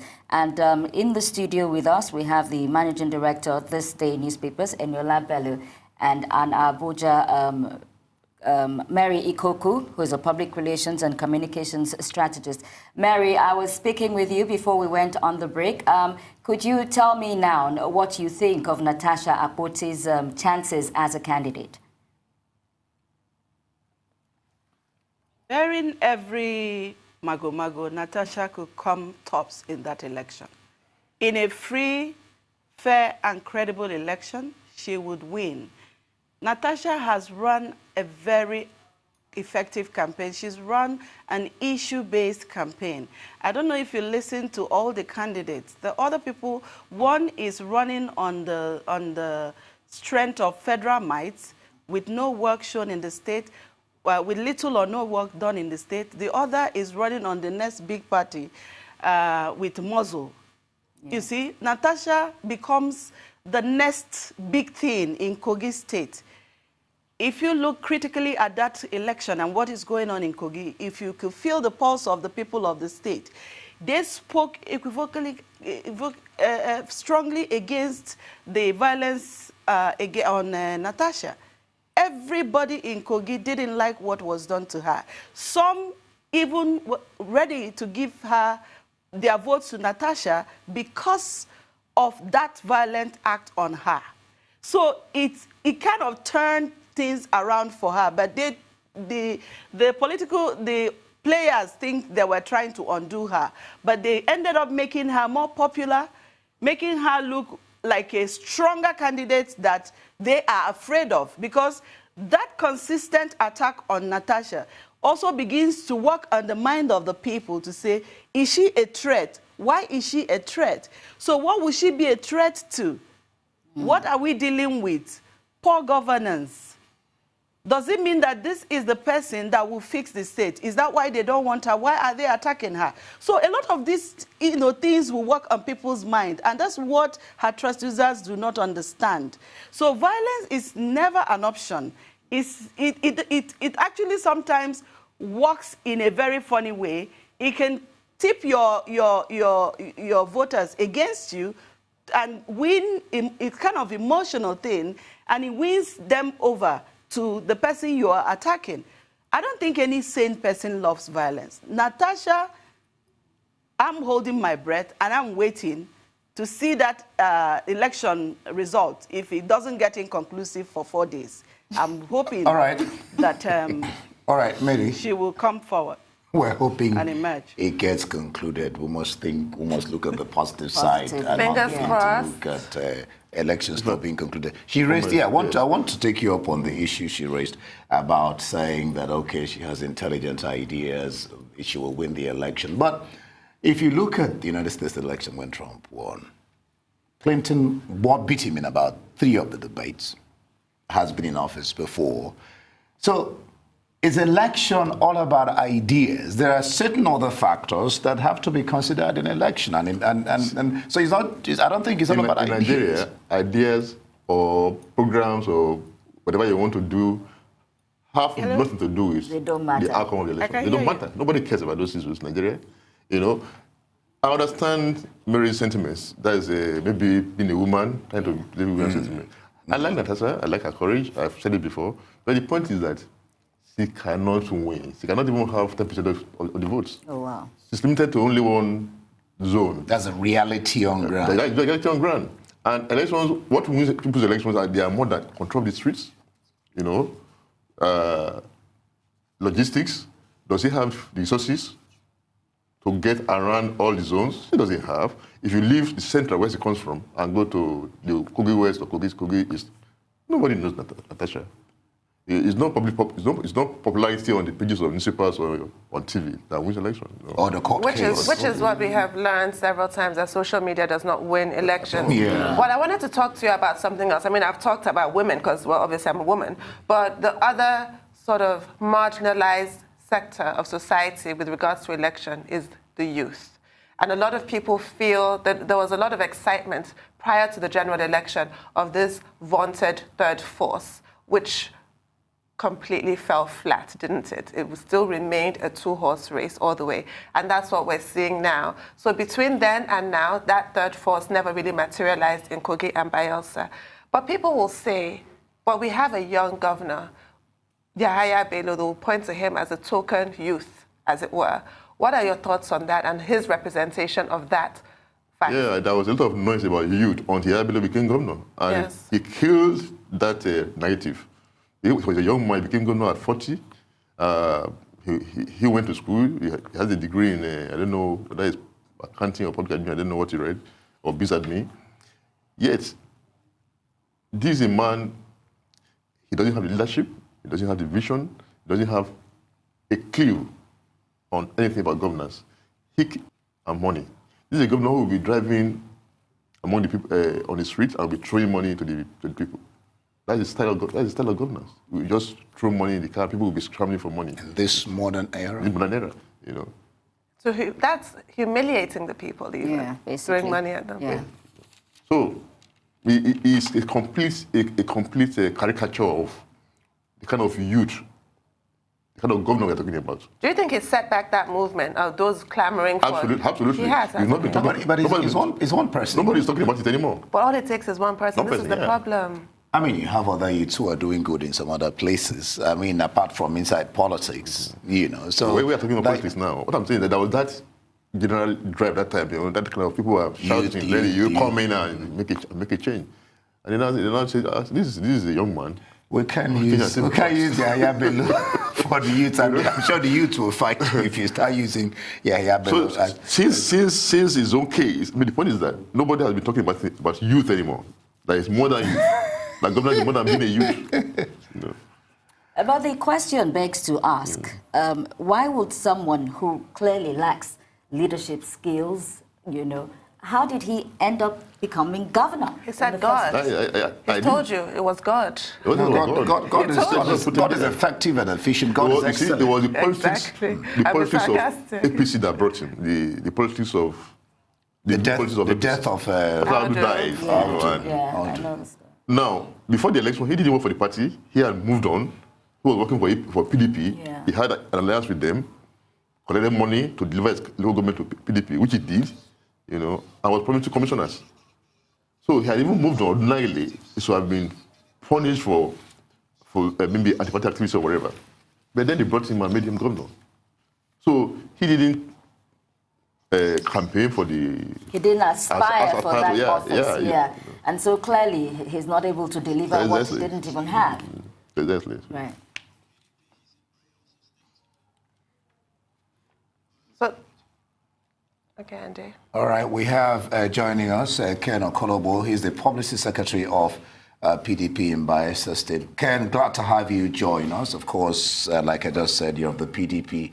What are your chances with all the challenges that your party has been having in the past run up to the election, with so many people leaving your party? And I even hear that the former President, Goodluck Jonathan, is leaning towards Lion of the APC. Well, since I'm the Publicity Secretary of the National Campaign Council for the PDP, the stories of people leaving our parties are more of the stories that have been planted by the APC. This was basically a propaganda that was being wrought by them before the elections. But the narrative has since changed because we have seen for ourselves. First, you saw our final grand finale of our rally on the 6th, and you could compare it to that they had on the 12th. The situation was completely clear that PDP is the owner of Bayelsa State. But for the problems we are having, which we have brought to the whole world ever since, that namely the flashpoint, namely has been fraught with a lot of talks, with a lot of militants who are bent on creating havoc today. We were proved right just a couple of days ago. So the truth about it is that we're going to have dry voting. We're going to in southern Niger, in Keremo, in Sagbama, but southern Niger and Baz are flashpoints that the international community needs to focus on very seriously, because we are hearing about a lot of build-up of arms in those areas, and they're threatening a lot of our supporters. Last night, even up to this morning, they have been doing that. And so the truth about it is that what we want is the extra security just to protect our votes. But for winning, we are coasting home to victory.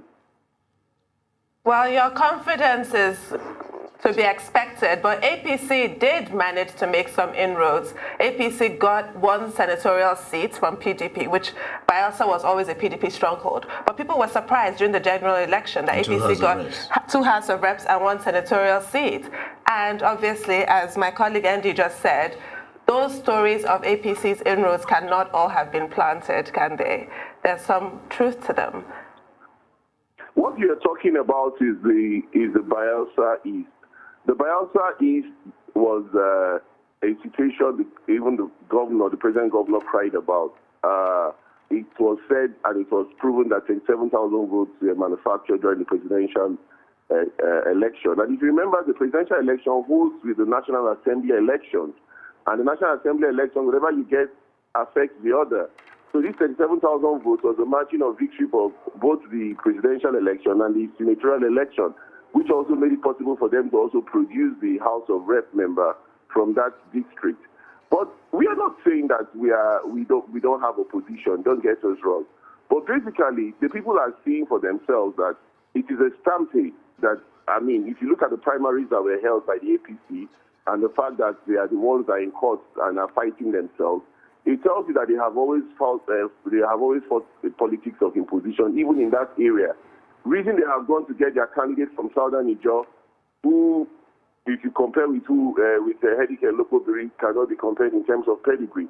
Today is not a day of comparing notes, because we also know that we have gotten a candidate who comes with a lot of pedigree. But we are saying that in Bayelsa East, we are ready to win the elections this time around. We are not ready to forgo those local governments. There are 4 local governments which are very key to us: Brass, Ogbia, where the former president comes from, Nambe, and Southern Niger. Ken Okolobo, do hold your thoughts. Don't go anywhere, but we have to go on this quick break on the rise.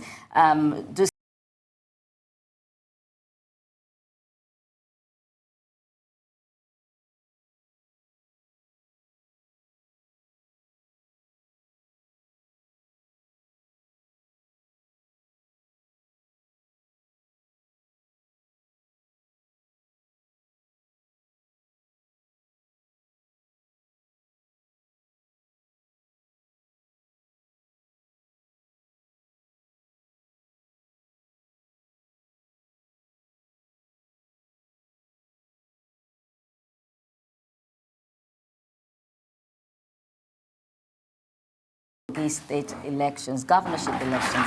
And before we went on the break, we had guests in speaking to us via phone, Ken Okolobo, the Publicity Secretary, PDP Campaign Council.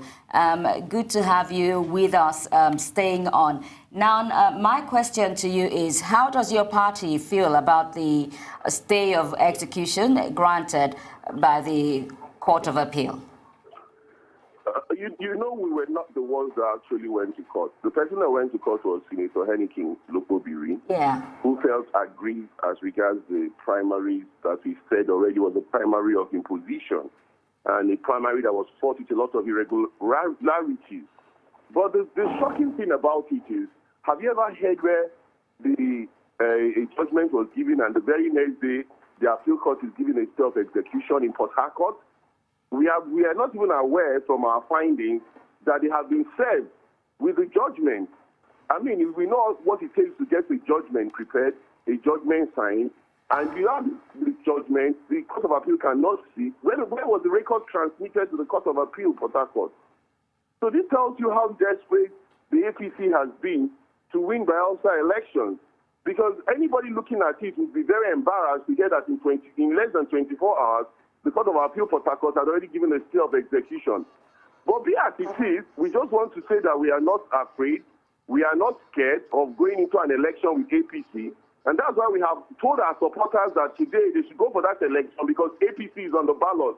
We are not going to be one of those that will go and start saying APC is not on the ballot because we want to win by technicalities. We know we are on the ground and we know we are going to win these elections, and that is what we have urged them to do. All right, Ken, well, there still exists this challenge in your party. I mean, it's easy, sorry about that, it's easy to talk about one other party, but there is this talk in Bayelsa that the governor, Siraka Dixon, forced Diri upon the PDP. And so because of that, you have people like Alaibe, showing some angst against the party. Others have left. Even the president, Diri had to go to, I hope I'm not mixing the names now. Timi Alaibe is the one who's challenged it in court. No, I'm talking about the candidate of Lion of APC had to go to the former president's house to see the mother, bow down to her and was welcomed. And the president, again, is not leaning towards Diri, which is your candidate. What do you have to say about that? You see, this is another propaganda. Yes, I agree with you because we don't know how to lie like the APC they do. There were challenges during our primaries. Now, one of the major challenges was that senators, Timi Alaibe complained bitterly about the chairmen and councillors who were part of the voting process. That was his only complaint. He wasn't saying that there was violence and there was fraud, and he went to court. And if you remember, one of the things we did was that we set up a reconciliation committee headed by no other person but our own former Senate President, Saraki, who has been having meetings night and day to see that reconciliation process is achieved. And it's that reconciliation process that has made it possible for us to go into these elections without you hearing anything to the contrary as regards as regards Timi Alaibe's case. Yes, everybody has a right to be aggrieved. Timi Alaibe felt aggrieved, he felt shortchanged, and that was why he went to court. But we are appealing to him because he's part of us. He has not left our party. He's going to vote for the PDP today. His supporters are going to vote for the PDP today. And that tells you how we try to settle our own internal wranglings in our party. And then for the former president is a product of PDP. He was a deputy governor under PDP. He was a governor under PDP. He was a vice president under PDP. He was a PDP president. And if you notice, the chairman of my campaign council, who is Governor Bala, he calls him his biological son because Governor Bala is the product of President Jonathan. And that's why today he's the one that is leading the cause to make sure that PDP retains the governorship seat in Bayelsa. So Jonathan is 100% with Doye Diri. Doye Diri served him as his commissioner of sports. And so how would you abandon someone who you could nominate into your state executive council when you were the governor of that state? Yes, there might be some things that he might not have been happy with, but all that is in the past right now. And so all those rumors are being spread by the APC. Thank you, Mr. Okolubo. Thank you for your thoughts this morning. Well, we wish everybody all the best. May the best man win today. Yeah. So, Mr. Bello, what are your thoughts on what has been expressed here, that all is really well in PDP and this is APC mischief generally? Like I said earlier, people in APC were formerly in PDP until there was this, essentially the contest, not so much between Diri and Lion, but more or less between the governor now and the former governor, to me, Silva. These are just pawns, And at the end of the day, whatever the disagreement may be in PDP, which is fundamentally because of the way the governor was desperate to install his own candidate. We've seen this over in different states. And both of them have access to funds, federal resources, state resources. Bayelsa is a rich state, and then they both have access to violence or to men on the street. So how the election will go is very close, I must confess, because, like you mentioned earlier, APC, they've had an inroad because the fact that they were all members of the same family, political family, before they moved out. So they know how they do these things, how they manipulate these figures and win elections in those places. So it's having control of that process that is causing the violence and killings that you used to have. So at the end of the day, it's who is able to have control of the streets that will end up winning the election. Mr. Bello, election day, D-Day, the day we've all been waiting for. You've seen our correspondents from Kogi and Bayelsa states. How do you compare and contrast what you have seen in both states? Except in Bayelsa, the INEC materials are not available. I don't know whether there's been an improvement now from the last time we spoke. Except that, so we don't really know the turnout of voters. In Kogi State, you were asking the correspondent about whether what we saw, where Bello voted, was the same thing all over. Yeah. I doubt it, because I believe 1/3 of the people at that at that polling unit. The supporters of... Yes, of Bello, they followed him to that place. You know the way at places of office, The crowd was quite large. No, there are more. The moment Bello left, you can see people following him. Okay. There are more, it's 80 people he took to the station. Anyway, it's quite interesting that in Bayelsa, as you're talking about, comparing Bayelsa and Kogi State, you have 900,000 plus actually registered voters. You have 800,067 plus collected their PVCs. That's quite interesting. What does that tell you about? Is it the excitement, or is it the yearning for the people to go to carry out their civic responsibility? Another thing, of course, is whether all those people that got their PVCs will go to. But that's quite a large number. That's about 90-something% or so. I don't know whether it's excitement. There cannot be any excitement in having elections. Sorry? I don't think it's excitement. I don't think so. Okay. Oh, dear. I don't think so. Why? No. If it's not excitement, then what? For them to be able to go you know, the parties have they have structures of getting the people to collect their PVCs. Maybe their own works. Whether those same people will vote entirely. So we wait to see what voter turnout will be like. Because we actually, during the general election, we had quite good rate of collection of PVCs that did not translate to the votes, like in Lagos, for example. Yes. We're about to go on a break very soon, but Mary, I'd like your thoughts on the comments by the PDP campaign secretary there, talking about the relative harmony within the PDP as compared to APC.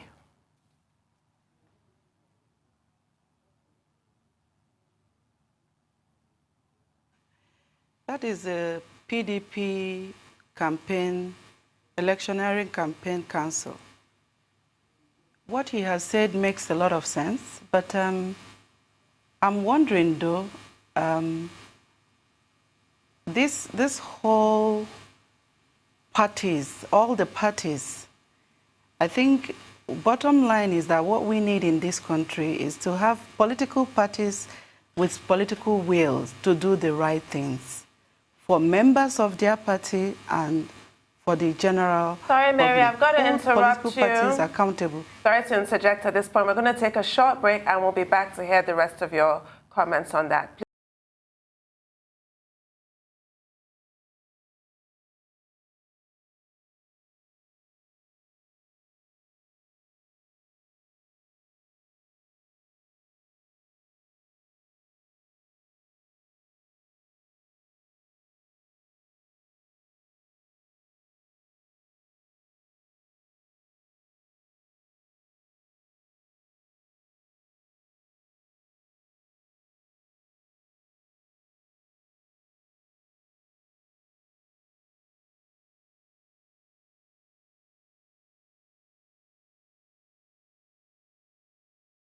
And Bayelsa State election here on the Arise News channel. And we have with us Mr. Eniola Bello, MD of ThisDay newspapers, and Mary Ikokwu, public relations expert and analyst. Mary, your comments, please. I interrupted you, I'm so sorry, when you were talking about your thoughts on what was expressed by the secretary of the PDP campaign publicity secretary. Yes, I was just saying that when you hear very wonderful comments like that, it makes me to step back sometimes, because having worked with a few of these political parties, there's some kind of internal democracy that is lacking. So I don't know if you had watched the process before the emergence of the PDP candidate, a lot of things would have gone wrong or right, so you may have disgruntled members of the party who didn't quite, who may not be happy with the outcome of the primaries. So what that conversation from the publicity secretary portends is that the party has reached out widely and have made peace among themselves, and they are coming to today's election in one accord as one big family, united in love and all of that. But is that really the case in Bayelsa? And it should really be the case if the PDP is ready and willing to win Bayelsa election today because they have a lot, the stakes are too high.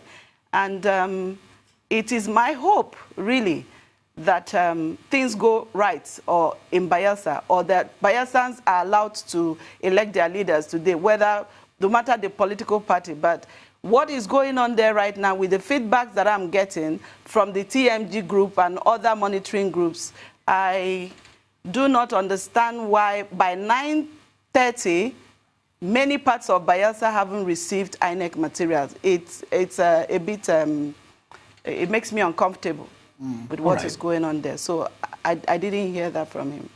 All right, we're going to have to thank you now, Mary Ikokwu, Public Relations and Communication Strategist, for being with us this morning. Thank you very much. All right, thank you so much, Mary. Well, okay, go on. To Mr. Bello now. Let's look at the issue between Lion David, the candidate in Bayelsa State now. That's the APC candidate. He was taken to court by INEC in Lukubiri. Now, the issue that eventually came up where the court had to disqualify the primaries altogether. What does this say about intra-party wranglings? Well, it's been an issue that comes up every time where the parties, their primaries are not conducted in a free and fair manner, where it's about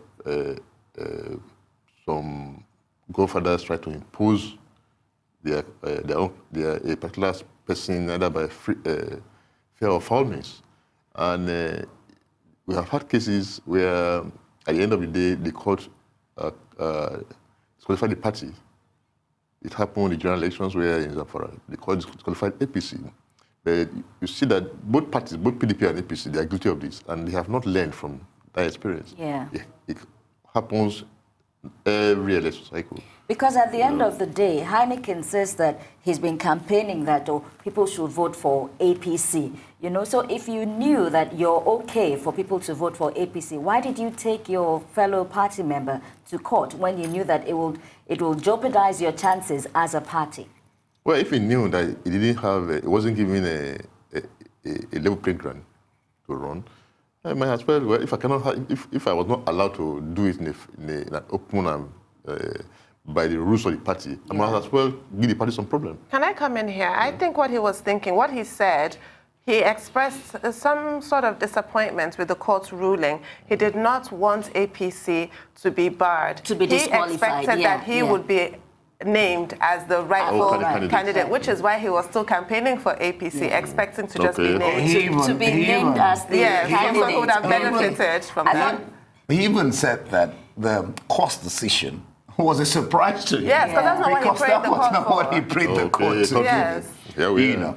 Fine. Let's look at PDP Senator Odiai, who is from Kolokuma, the smallest local government in Bayelsa State. Let's look, in the light of what we've been discussing, let's look at their slogans going into this day's ballot. Diri is talking about continuity. And now David Lyon from Southern Nigeria, the largest LGA, is talking about power shift. Again, in the light of how APC seems to have been closing up, in that area, which makes more sense to you? Which do you think will carry more weight, or get them elected, so to speak? Well, continuity, for me, power shift. For me, it's neither continuity or power shift. It's either good governance. It's either what are you going to do when you become the governor? So you can, when you say continuity of what? How good was how good is the outgoing government that you want to continue their policies?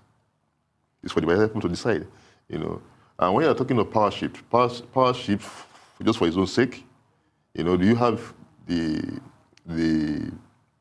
pedigree to govern, to give the people what they want in terms of development issues and whatnot, to have a proper, to run the state well? Do you have, it's kind of good enough? So if it's not good enough, then what are you talking about power shift? Power shift for what? Just for its own sake, So for me, it's neither. All those things should really not be issues in our politics. It's rather should be the capability of the candidate, the vision of the candidate, the point of the candidate, will it take the state to the next level? Will it bring development? Will it do what is right in terms of frustration and the like? But they don't talk about all those things. Rather, they talk about issues of powership, of continuity, issues of ethnicity, of religion, and that's where we are today. Absolutely. Always appealing to the lowest common denominator. It's really unfortunate. Religion, ethnicity, yes. Why am I, but we people have ruled so long, let's shift it to the other, tribe, so they can try their hands on governing. But I wanted to talk to you about the violence. So far, so peaceful. We haven't heard of any, incidents, and we pray that that continues. But what are your thoughts on militarization of elections?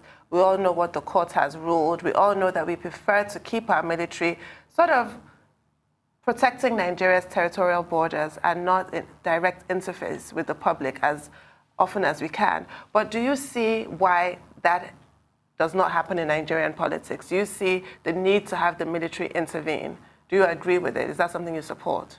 Well, it's not about supporting or not supporting. I think it's about what will allow the people to come out and vote. The point is that the people don't have confidence in the police. But do they allow people to come out and vote? Yeah. Or are they a deterrent? No, I think, I wouldn't say they're deterrent.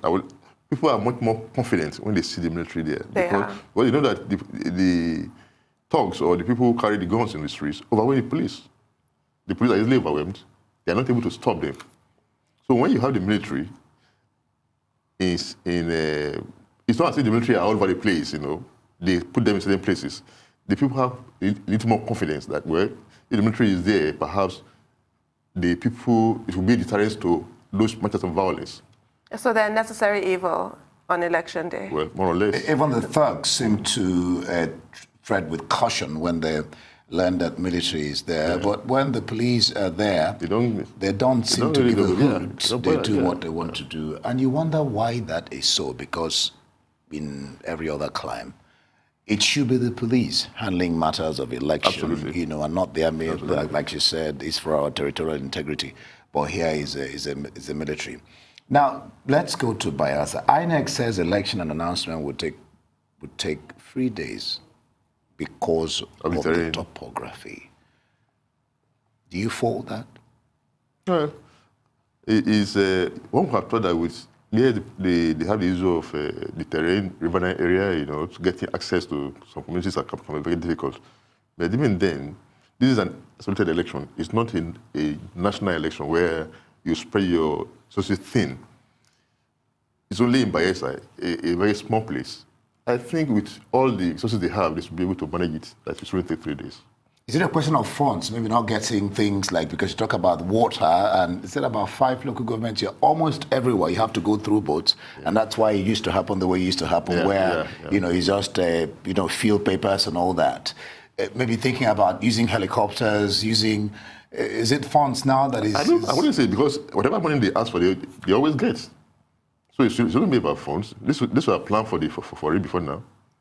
Okay, let's look at electoral reforms, because the last time I mentioned it, I'm not sure we talked about it in depth. How urgently do we need these electoral reforms, and how much clamor are Nigerians actually doing, to seeing that electoral reforms are actually done?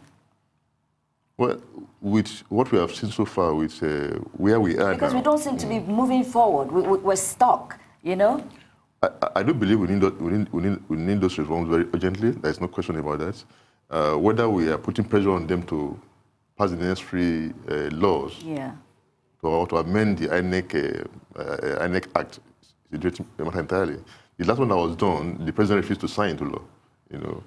He said it was too late. That was to the election period. So perhaps they should bring it up now so that it can sign the thing into law. I think it's important we have electoral reforms. Especially because of this Bayelsa and Kogi state election, where we have so many court cases banning this right, left, and center. No, it's a normal thing. Like I said, it will drag out to the Supreme Court, and everybody will find its level. are we ever going to get to a time when politicians will just say, it's over and done with? Let's wait for the next election and not go to court. You know, are we ever going to get? Do you envisage we're ever going to get to that? I mean, people will tell you that, of course, if you feel done in, you should go to court. She's a lawyer. You should go to court. But it looks like sometimes the reasons for going to court.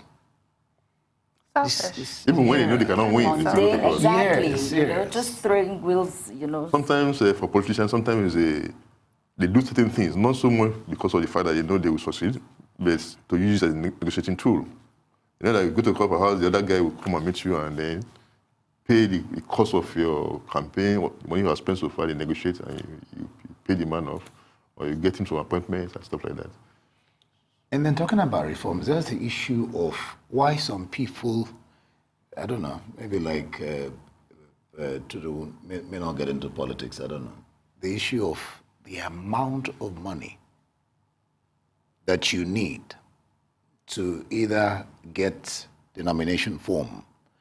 Isn't it, I don't know whether to use the word, okay, let me just look for a better word. The cost of nomination forms is mind-boggling. Yes, isn't it just it's crazy, but the point is that's the word I wanted to use, but I just said, let me just... the parties need money for their operations to campaign and whatnot. So for them, maybe that's a way of raising funds. They say they raise without that. dipping their hands into... This is what they say, and so that they don't need to have people financing them, then they not have to be beholden to those people that it gives them independence. That's their claim. That's their reason, but is that enough reason? Because then all right, we'll have to ask you to hold on there. You're still watching Arise News coverage of the elections in Kogi and Bayelsa. So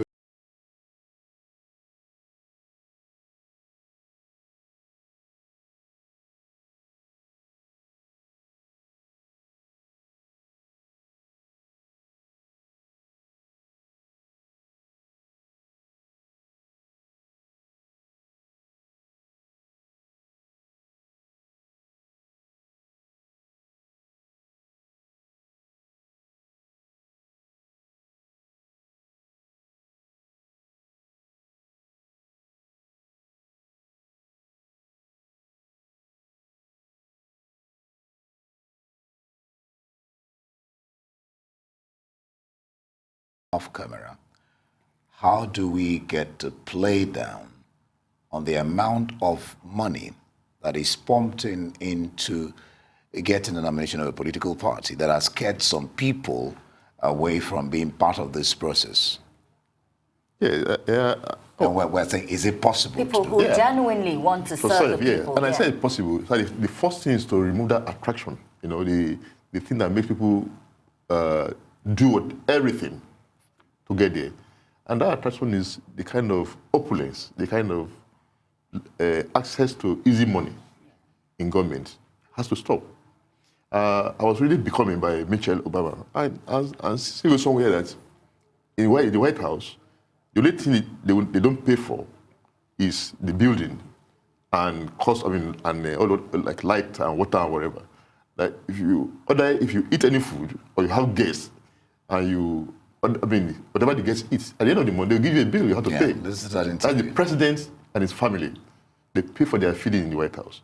But what do you have here?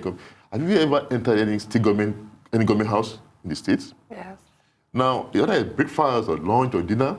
They cook all arrays of dishes, not just for him alone, for whoever comes. Because all kinds of people are going to show up. And then you will see wine and champagne, and depending on how rich it is, depending on the state, So it's like a feast every day because it's free. Nobody pays for those things. How do we stop that? How do we begin to stop that? How do we begin to make government less about acquiring wealth and service to the people?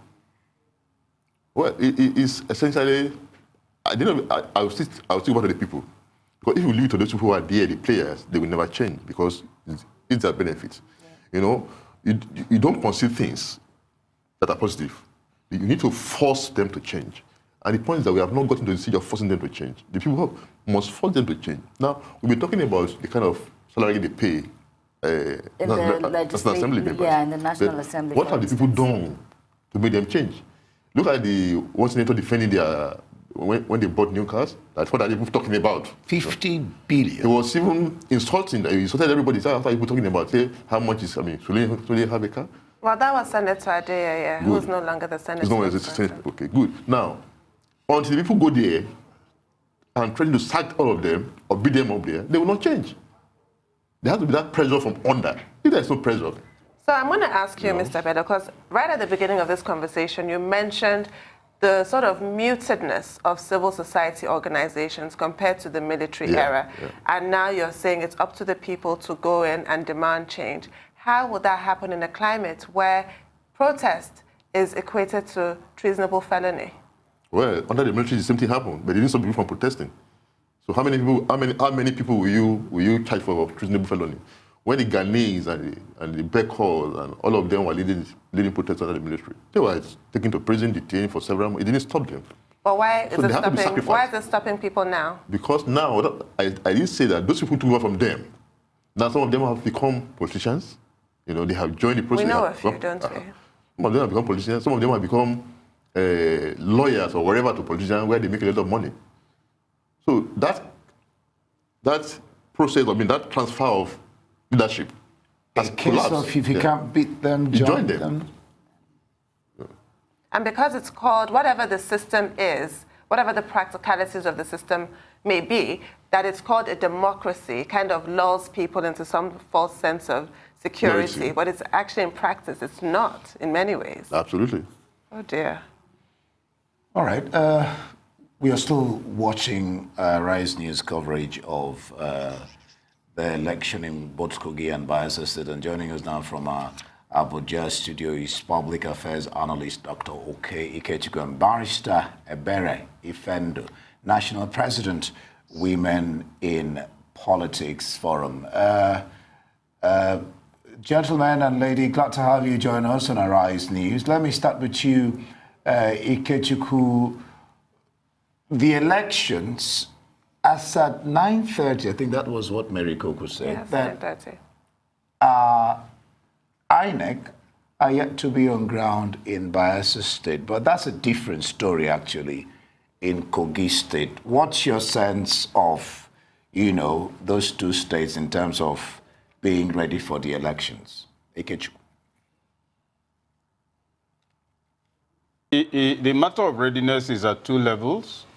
Readiness of the electoral body and readiness of those contesting in terms of all the parties. So I think that, I'm a bit surprised to hear about the situation in Bayelsa, because one would have expected that, first of all, there are not too many elections going on all over the country at the moment, and therefore, INEC can be said to have less logistical challenges in terms of delivering materials, so it just be for two states. So it's a little surprising that one will be hearing that there are challenges of material at this time, long after the elections are supposed to have started. So it is not very good news. Yes, somebody may argue that the terrain is also different. Kogi is on, if you like, solid ground. Bayelsa is a riverine area with a lot of terrain challenges. But the fact is that this is not the first time elections are taking place in Bayelsa. INEC has also had more than enough time to get the issues under control and on the table. And so it is not very good. And these are two extremely volatile states at the moment, where the major players are strong players, strong personalities, many of them with massive egos. And the party structures in the state have been at loggerheads with each other and within themselves. So this is the wrongest place to create a situation like this, particularly that of Bayelsa. The former president is from there. The former governor, who is now a minister, is from there. Dixon, you recall, had issues also with the former governor. And if you look at it, there are also personality and other issues connected with it. So it's a big mistake because the place is volatile with a lot of restive youth and a culture of less than decent political behavior over time. And so the risk of further confusion, of leading to questionable outcomes is high. It's not very good news, but one thing is clear, INEC would not deliberately, for instance, not want to deliver material, so let's not ascribe the blame wrongly. The thing is to find out why it is so. Are they challenged on the way? Is it the terrain? If it's the terrain, could it not have been anticipated? Is it right that at this stage you'll be hearing this sort of thing? Those are the things to consider.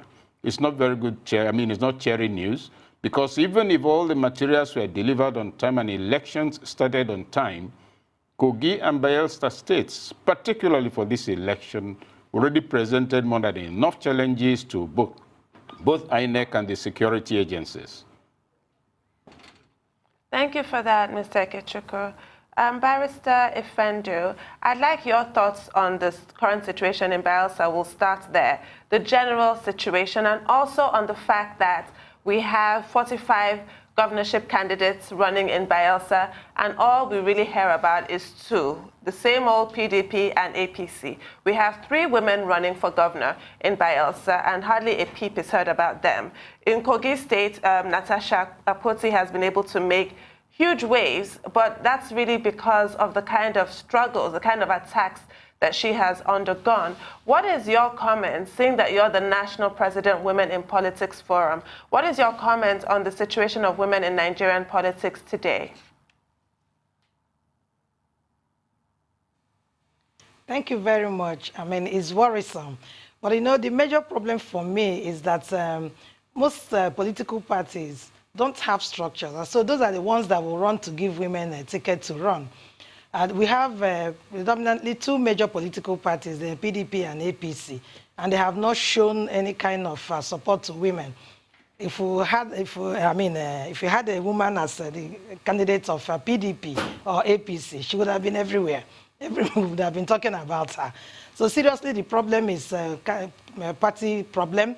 The smaller parties do not have structures. They also do not have the big politicians running to them to contest under their platform.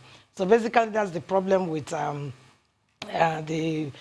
non-visibility of women candidates. Then in Kogi State, like you rightly said, we have our sister Natasha, who's been able to pull it out from the men. But the truth is that it's because actually of violence against her. And then most women also will not want to be part of that. You can see the level of violence against Natasha Akpoti. It's so worrisome. We expected the police to take immediate action. We expected to hear at this time that some people have been arrested, investigated, and prosecuted, but nothing of such happened. So you see, it's a worrisome thing for us. And we keep talking about challenges women face in politics. How do you really want us to participate with this level of violence?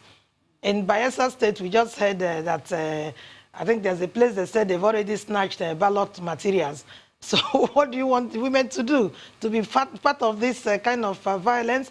It's really a worrisome problem for us. So when we cross the hurdles of finance, culture, religion, internal party democracy, and everything, we get to the polls, and then this is what we are getting. So it's really a worrisome thing to Nigerian women, not just me.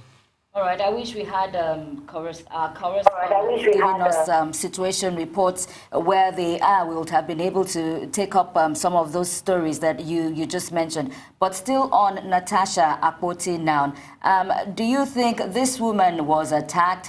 The party secretariat was burnt down, harassment, intimidation. Do you think she faced all these challenges simply because she was a woman? Because she's a woman, but a very strong woman, a woman that was going to get the votes of her people. Natasha is a grassroots person, and so they saw her as a big threat. Otherwise, how would they attack her? If she's just an ordinary woman coming to contest the election, she wouldn't have been attacked. But it's the fear of having a Natasha win the election. Number one, she was destabilized from the beginning. She didn't start the campaign with other candidates. And then getting into, the field at a very late hour, they saw the kind of support the people of Kogi State, came out to give to her. So they realized that Natasha is not just an ordinary person. Right under the platform of SDP. SDP also is really not a small party. So there's structure, and there are other things going for her. So yes, the violence was to stop her. And I don't think they're going to get it that easy with Natasha, even though she joined the race at a very late hour because of the court case she was trying to get, her deputy governor and then the removal of her party from the ballot. So I think Natasha did so well to, get to the point of contesting this election today. We'll go on a break. We'll be back in a bit more. Stay with us.